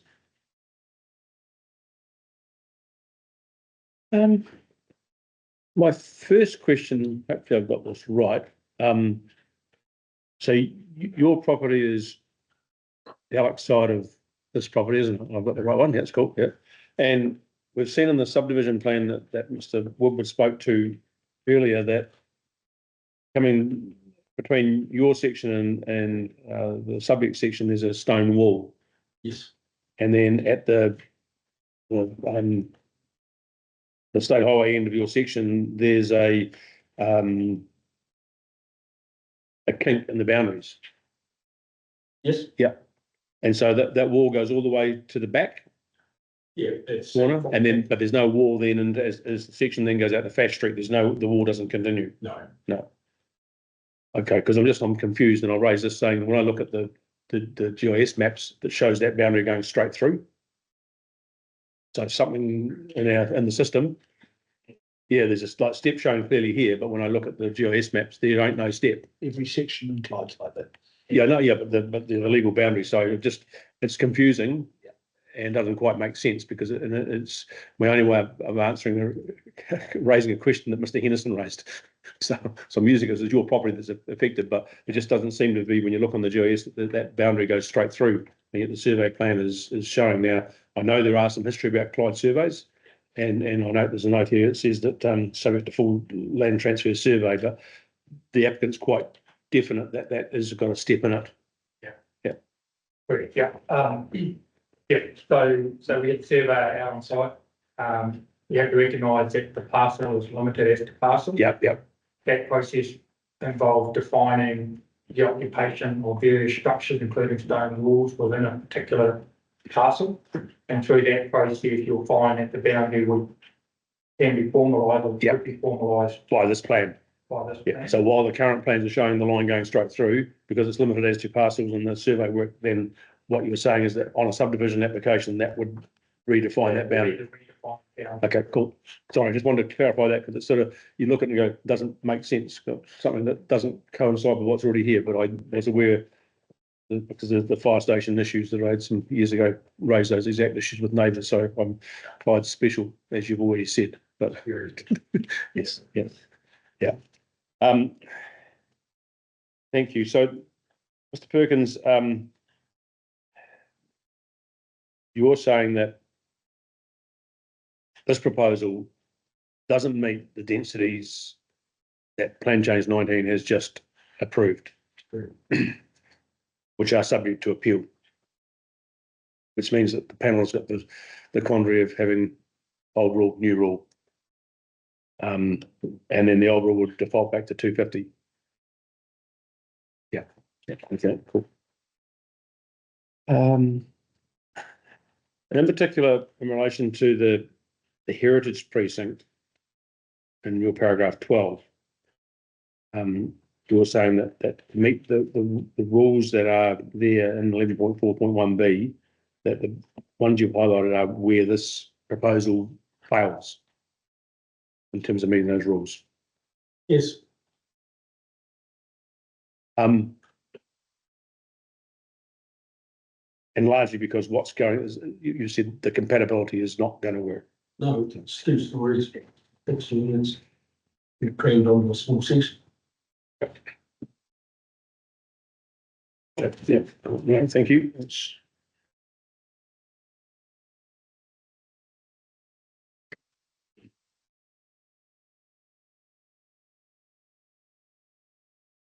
The public notification part, I don't think as a panel that we've got the power to go back and revisit the decision that's already been made in terms of how that worked. And for what it's worth, even if it was the submissions by yourself and Mr. Henderson have covered the issues that will probably be raised by other people anyway, so they remain live whether there's one person or 100 people at the end of the day. So if that gives you some comfort, but nothing else, it's important they have been raised in that process, because there's always a discussion, or often a discussion about it should have been public notified, should have been this, should have been that. And it depends on which camp you're in as to what you would rather see happen. So the process by which the council uses is quite robust to work that through, but not always accepted by people like yourself, and I understand that. But you are of the view in terms of the heritage impact assessment that, if I've got this right, that Origin have done, and what you were saying is that why hasn't the council peer reviewed that? Okay. I'm just making sure that something that the panel will have to think about, and it's not uncommon for us to turn around and through our deliberations process and say, actually, no, we want something to give us some more certainty about this. And you've raised it, so that's something that the panel will be thinking about in its decision-making process. Yeah, that's a reasonably comprehensive and helpful submission, and I don't have any other questions that I think would help my understanding anymore. So thank you. Ian, none. You thought of a career after the police? Well, for a lay person, it's pretty good. It's a pretty good. Lots of rules, but probably not the one you want today. I sometimes think your law might be easier to do than this one. Particularly black and white, but it certainly is grey.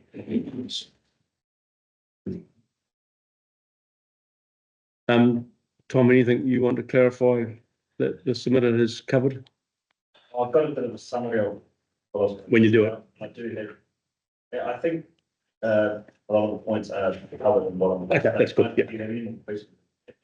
Yeah, no, what we'll do is that we'll move now from the submitters, heard from Mr. Perkins, and we'll probably now move to you to present your report and your submission, and go from there, and then the questions might flow out of that, and I'm sure Jake and your team will pick up with the right reply.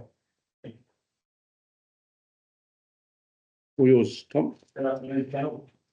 I've read the pre-circulated evidence for questions from the panel. Sorry, and this is just a recommended summary of the latest. Thank you. Heard questions from the panel and further oral evidence from the applicant and submitters. Firstly, I'd like to acknowledge that I appreciate the concerns raised by the adjoining neighbours, which were discussed across 3 detailed submissions. The application itself was also highly detailed, which allowed me to complete my own planning assessment. I acknowledge that the development of 6 residential units represents a substantial change for the site, which for several decades has hosted only one house. In saying that, Objective 7.1.3 and Policy 7.2.8 of the Residential Resource Chapter recognise that change across all resource areas is inevitable, and that it is the purpose of the district plan to manage such change. As a general comment, I acknowledge that the proposed density and level of built form is at the upper limits of what would be acceptable at the site. In considering the proposal, the concerns of submitters, provisions of the district plan, my overall assessment was finely balanced, as was my final recommendation. So I take my section 42A report as read, but the following summary. It's relied upon the expert transport, heritage, servicing, and geotechnical assessments provided with the application, the assessment undertaken by council engineers, as well as shading diagrams and cross sections provided by the applicant. In terms of overall density, I agree with Mr. Woodward that the existing tidal structure is an important factor. The site already consists of 6 titles, thus no additional titles will be created through the application. It is feasible that the proposed lot arrangement could be realised through a controlled activity boundary adjustment, which has no minimum lot size under Rule 7.3.2 of the district plan. Notwithstanding, I also agree with Mr. Woodward that the overall site size allows for up to 6.62 units at a density of 1 unit per 250 metres squared, which is the density anticipated under the operative district plan rules for subdivision and multi-unit developments.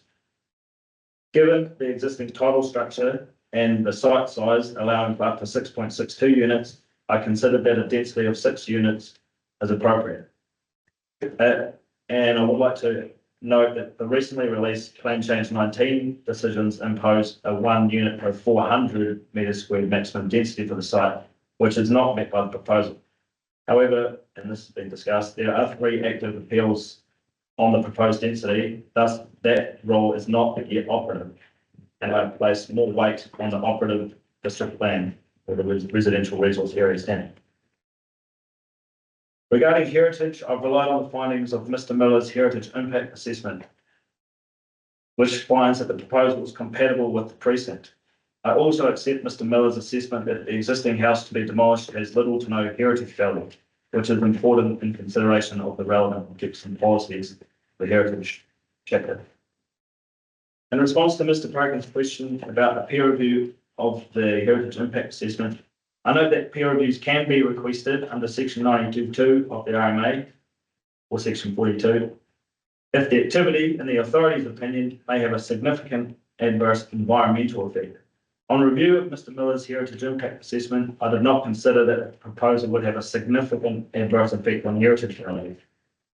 I consider that the units within the precinct are attractive buildings and of an appropriate height and design for the city, and I agree with Mr. Miller's overall findings. I would like to add that the units facing Fash Street do not exhibit the same high quality design as the Sunderland Street units, which is regrettable. However, that portion of Fash Street and the site does not lie within the precinct, and as such, there is no requirement for the same level of design. Relying on the findings of the heritage impact assessment, I consider that effects on heritage values are appropriate. In terms of parking and access, I note there will be at least 1 car park per unit, which complies with the district plan. I accept that the applicant and council engineering assessments, the applicants and the council's engineering assessments confirm that there is ample room for manoeuvring in the development, and I am satisfied that overall access and parking arrangement is appropriate. The build form, given the infringements of the residential resource area recession plans, I've undertaken an assessment of the effects of built form on the surrounding sites, relying on shading diagrams as part of that assessment.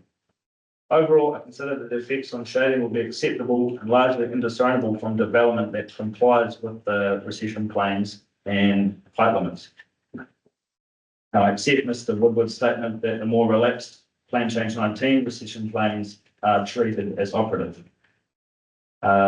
Notwithstanding, I have raised in my section 42A report about the dormer on unit 4 breaching the plane by 1.6 metres. I've discussed that in my section 42A report, and the panel can consider between a design outcome or a neighbouring community outcome. Mr. Woodward has discussed this.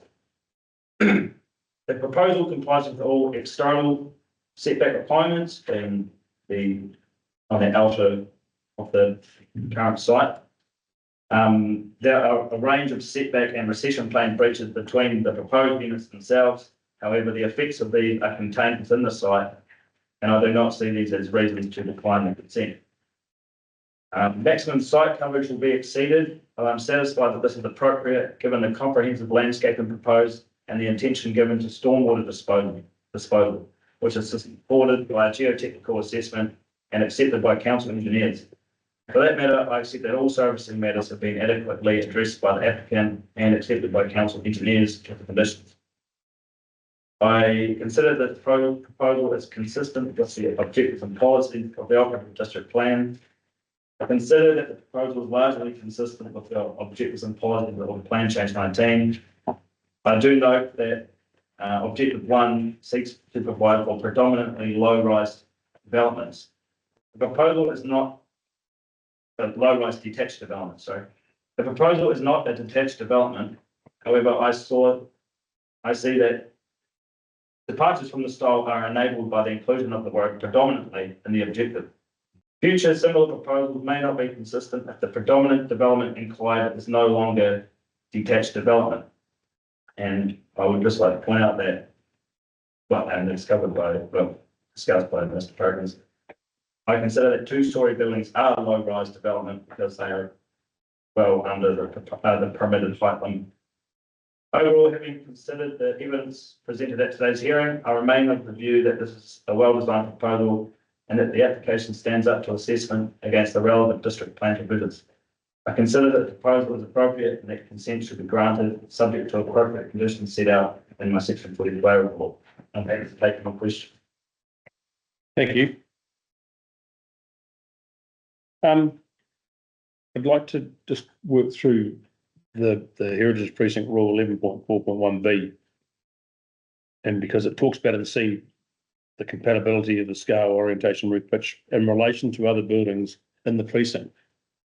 How do you think that should be interpreted? Because other buildings, is it one in particular, or it's for something that's in the Heritage Precinct? I'm just trying to get my head around saying, does this sort of development fit with what would be viewed to be a heritage type building?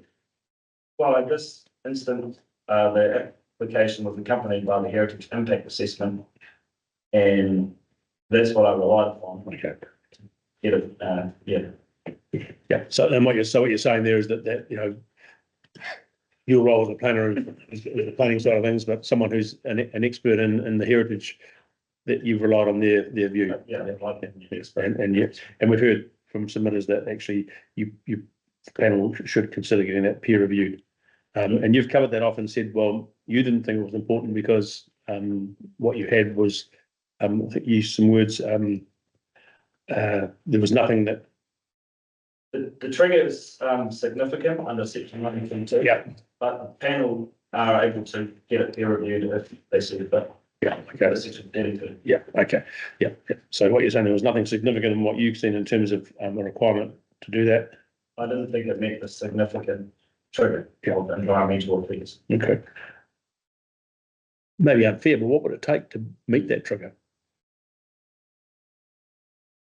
That's, I don't, you know. Well, I'm assessing the application.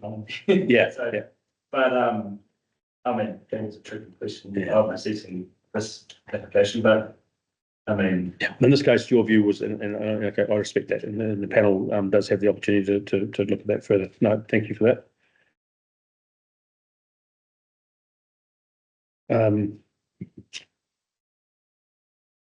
And yeah, your comment about the Fash Street style is not the same as the Sunderland Street style because one's in the precinct, one's not. yeah, so I consider it would be unfair to require same. Well, I consider that the Sunderland Street facing units are attractive buildings and have that cottage kind look, in my opinion, and relying on the expert assessment. The Fash Street units, in my opinion, aren't as nice looking, but yet they're not in the precinct, so there's actually not a requirement for them to have that heritage look about it. Okay. And that portion of Fash Street doesn't have the. No, it runs through the. And it's, to me, that's a bit confusing, right? Technically, because you've got an overlay, you have to comply with the bit in that box. So you get away with it because the other bit's not in that box. And they're separate, there's a separate title. Yeah. Yeah. I might let the developer reply to that. Yeah. But the other one I'm getting now, currently plan change 19 in relation to section sizes in low density is under appeal. The application from memory was 400 square metres. That's under plan change 19. Yeah. This proposal is under the current district plan, allowing you to go down to 250 square metres if you're connected to reticulated sewage.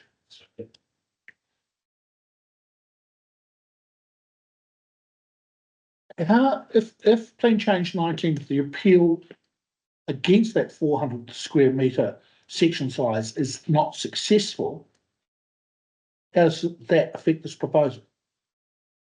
Well, if that 400 rule becomes operative, which at this stage is not treated as operative, you have to put more weight on the 400 metre squared minimum lot size.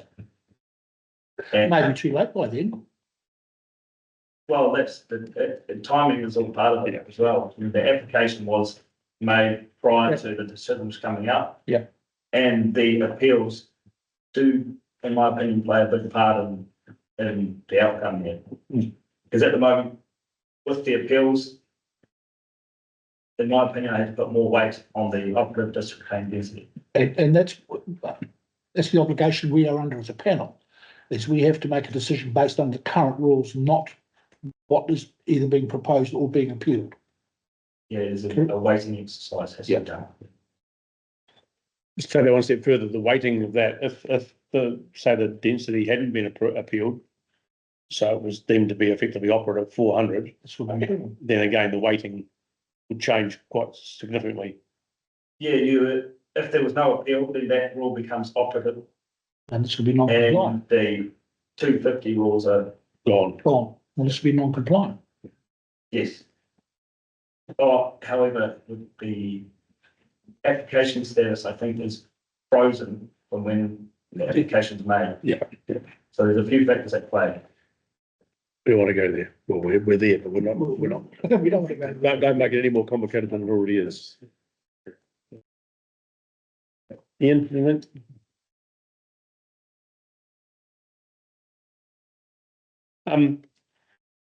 Tom, the Bash Street properties are still partly in the heritage precinct. Yes, the heritage at the rear. And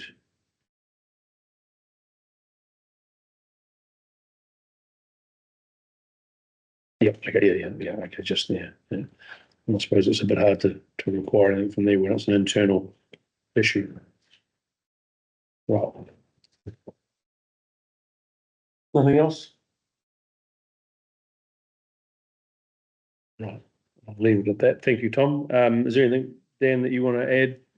We're only there if we have any questions, we're going to head your way, or is there something that you want to? No, need to add anything this comes up. Yeah, I think so. I think we understand on the development side of things, we well canvassed in the evidence. While Martin was talking, there's something that occurred to my mind that I was going to question Tom about, knowing he couldn't answer it and hoping that Jake would. Can't quite remember what it was. So we'll now move to the applicant's right of reply. Whether you want some time to talk to your clients before you do that, Jake, or want to go straight into it? Yeah, Mr. Chairman, will you be picking up to, I guess, verbally respond to Mr. Henderson's evidence as well? Well,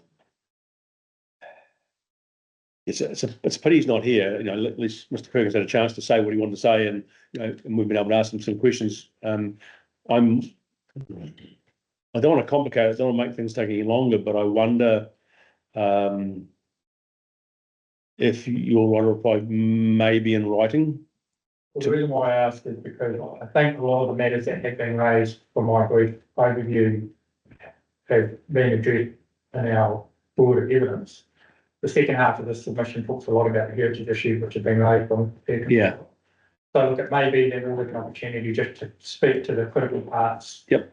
Just to at least round it off. Yep. If the panel felt of a mind to consider it further, then we can deal with it. But Yeah, right. You do what you do now, and we'll see what you come up with. And yeah, if you're happy to, but I wanted to give you the chance to say, well, if there's anything in particular that you think will, the panel will be mindful of that you wanted to provide a fuller response or position on, then I'll be happy to take that in writing, and we can do that at a later date in our deliberations, or you can do it now. Your call. Yeah, I think at this stage, if we can just adjourn for 5 minutes. Yep. Yep, that's fine. Thank you. We're adjourned for 5, which will be 10. Right, let's reconvene this meeting of the hearings panel, and Jake, you'll write a reply on behalf of your client. Thanks, Mr. Chairman. First of all, thanks to Mr. Perkins, and everyone he's been taking the time to be involved in this process. It's important to understand where the name is coming from as well, so we appreciate you taking the time to what you're doing.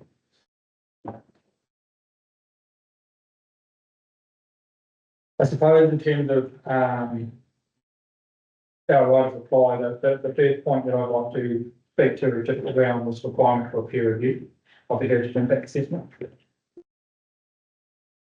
Ultimately, the decision to make a peer review sits in the initial phases with the council and the consultant planner to decide whether or not they've got adequate information to make a determination. Equally, through the course of the hearing, the commissioners can consider further information if they require, where the activity may be considered to have significant effects on the environment. So that request is provided to the panel under section 41C. However, I get the key point to make here is that through the course of Plan Change 20, heritage guidelines were created to help provide a robust framework in terms of assessing the effects on heritage values. Those guidelines were prepared by a gentleman who has had 30 years experience in the heritage space. Yeah, it's a stop at Glen Hazelton. Yeah. Was heritage in Dunedin, and it's heritage New Zealand's obviously right with.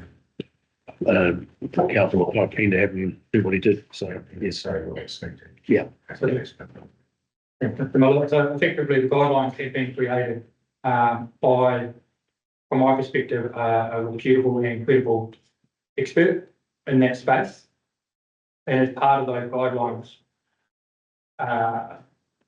the focus is really on providing some guiding principles for developers to take account, particularly when they are redeveloping a particular site or refurbishing site. It is those guiding principles that have informed Mr. Miller's assessment. Mr. Miller, again, with his experience in throughout both Dunedin and Central Otago, can be deemed to be an entirely appropriate and suitable witness in terms of providing his advice. You've effectively got a set of guidelines which are to be deemed operative under Plan Change 20, as we appreciate all heritage matters that are notified have immediate legal effect and to be treated as operative. On that basis, with the guidelines being prepared by a suitably qualified person and subsequently reviewed by Mr. Miller and adopted in the design process, we don't think it's necessary that the council need to go through any further process around peer review. Effectively, the question becomes, are the effects significant on the heritage precinct? While there is a heritage precinct overlay, the concerns really are around built form and design, not density, not intensity, not domestication. As a residential zone, it is entirely appropriate to consider domestication of varying degrees as appropriate in that location, with the main focus really coming down to built form. The guidelines anticipate intensification, the guidelines anticipate change, and that's also envisaged by Plan Change 19 in relation to the medium density zone.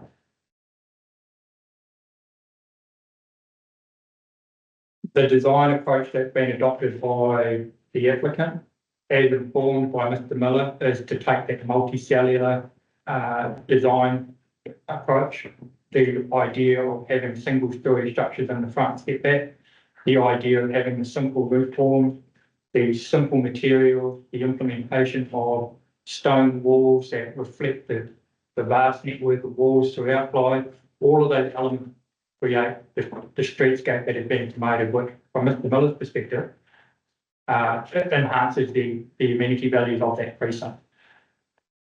Coupled with the fact that we're talking about bulk and location division of the operative district plan, which are deemed to be appropriate in terms of shading, in terms of dominance, and recognising the change anticipated by PC 19, which has a far more relaxed regime, I think for the panel to determine the effect is significant to warrant peer review, I think would be questionable. The panel can rely entirely on the information that's being submitted. A pathway for the submitters would be a judicial review in terms of any concerns with that information that's being submitted. That judicial review would go through a process of effectively have due process being adopted, have the correct guiding principles of the guideline being adopted, and effectively look at the process. And it may well be that if we were to go back to the drawing board, it will probably still be the same process in which Mr. Miller presents information that is consistent with the guideline. That's my piece here on the peer review. So we consider that a peer review isn't necessary. And the panel just needs to recognise the potential or the receiving environment as it appears today under Plan Change 19.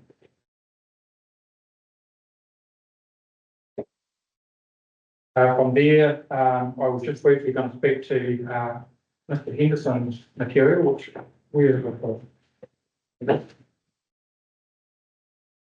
a little bit unorthodox, but if the panel is wanted to perhaps just follow along, I was just going to read and speak to it as briefly and succinctly as I could. Yep, that's a good idea. So the first 2 pages of Mr. Henderson's written material here is just around concerns around accommodation and parking. I just simply point to the panel that travellers accommodation is not being sought as part of the application. There is no travellers accommodation proposed. The panel will be aware that that's a separate consent process. Parking and all those sorts of matters will play along in that. As identified with Mr. Fuller and picked up on by Mr. McIntyre, parking complies with the minimum requirements.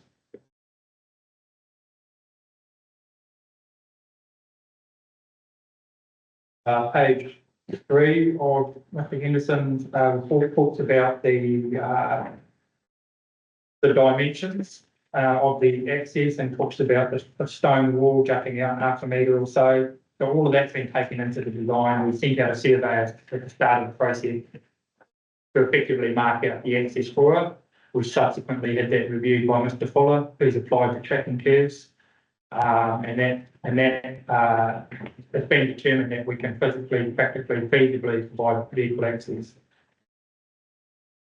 all the while retaining the stone wall.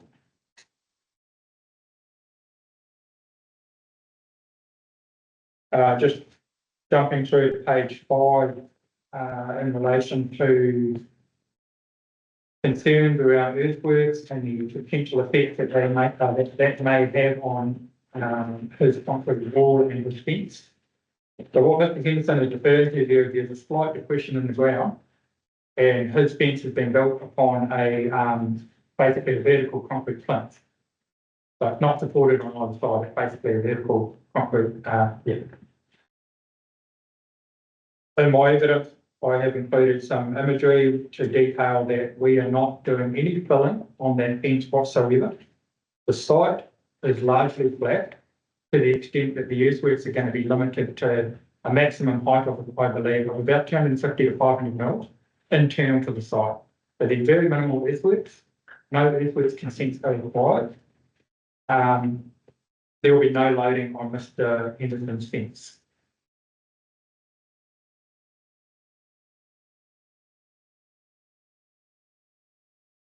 Page 6 of Mr. Henderson's assessment focuses on the potential effect of the dormer.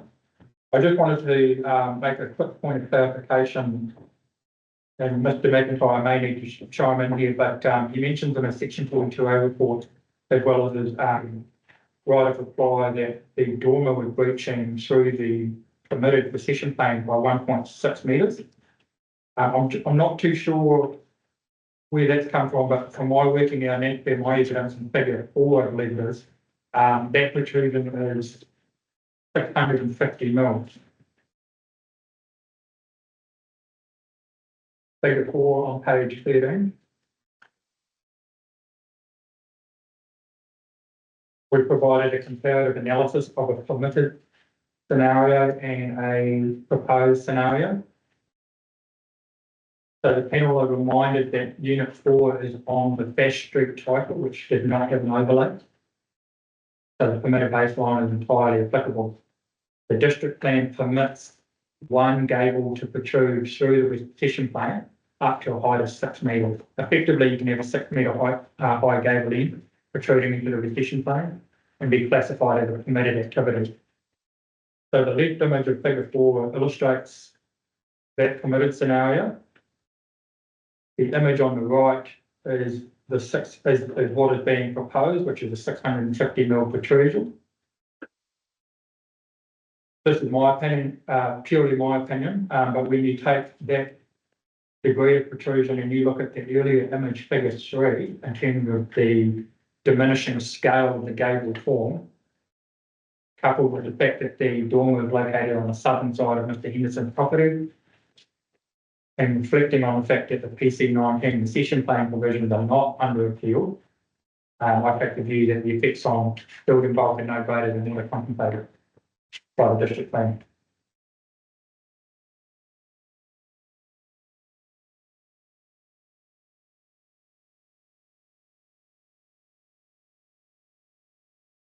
Aside from that, Sorry, Jake, I'm going to interrupt because it's pretty to ask this now. In your figure 4, you've said comparative analysis of permitted scenario left versus that proposed. Yeah. In relation to operative. And then, got it. Yeah, the blue line is PC19. If that was, so both fit with PC19 no matter what. And then you're saying even under the previous rules, there's not a huge impact. Yeah. But it is a 650 mils. But that's right. Apology for that. We're just trying to plan in too much on a single plan. No, I should have just read it better, but I didn't make that quantum leap to the blue line on the plan. Thank you. The blue line represents PC19. I guess with all of that, that's sort of my comment on Mr. Henderson's material. He talks a lot about heritage values as well, but I think that's been introduced by Mr. Beacon and Mr. McIntyre. And then the last thing I just wanted to speak to is just around a discussion around how much weight bits and pieces are to be given in terms of the proposed plan change 19. But I suppose the question of weighting relates to a scenario whereby you've got two opposing plans that might result in a different outcome. When you get a different outcome, consideration around weighting applies. But I suppose what's important to recognise is that when a rule is operative, it's not necessarily a question of weighting, it is what is operative at the time. The RMA is quite clear that any rule that is not under appeal becomes operative. Any subsequent rule from the operative framework is to be treated as inoperative. So in the scenario that the 400 square metre low density zone was not under appeal, strictly speaking, Section 86F would empower the council to continue that as operative. I'm sure in time the council will have the opportunity to think out the relevant updated plan accordingly. That hasn't happened yet. But fundamentally, there are 3 appeals in play, so we shouldn't be looking at 400 square metres. I remind the panel too around the history of or the intent for the zoning as a placeholder, and I fully respect that those rules are in place and we do need to apply them as they are. But I think we can't lose sight of the fact of the study and ad hoc nature business owner on that site would result in a far more intensive built form than being proposed today. That's pretty much. Yeah, I made the observation. I don't think we can place very little weight on a placeholder or not. It didn't change. That's it. What it might be going to be in the future is irrelevant because it may never happen. It may never happen. So I think that just like we shouldn't take weight back to the appeal part of PC 19. I think no weight about a placeholder. It is what it is. Why it might be is not actually relevant because it is what it is. It is what it is, correct. I suppose what the panel can take into account is they can stand on the road, look at the subject site, low density, look at the property to the east, medium density, and we've already traversed the bulk application provisions here, and then look to the property toward town, commercial. Yeah. So you're talking about an anomalous zone inside a relatively receptive environment wise an intensive, a more intensive outcome. Those are probably the key things that we want to cover off. Happy to take any final question from the panel. Thank you for going through Mr. Henderson's submission because it's so difficult because he's not here. So I hope that out of this he can get the impression that his comments were heard and picked up on. And thank you for your views about the peer review and picking up on the guidelines. And certainly as part of our deliberations, we need to look at that in terms of how those guidelines work through. And this might be one of the first tests of their suitability, even dare I say. I'm not saying they're not suitable. Thank you for that. I don't have any other questions, panel. Tom, anything that's raised that we should be asking that, from a planning perspective, that would help the panel that we've missed?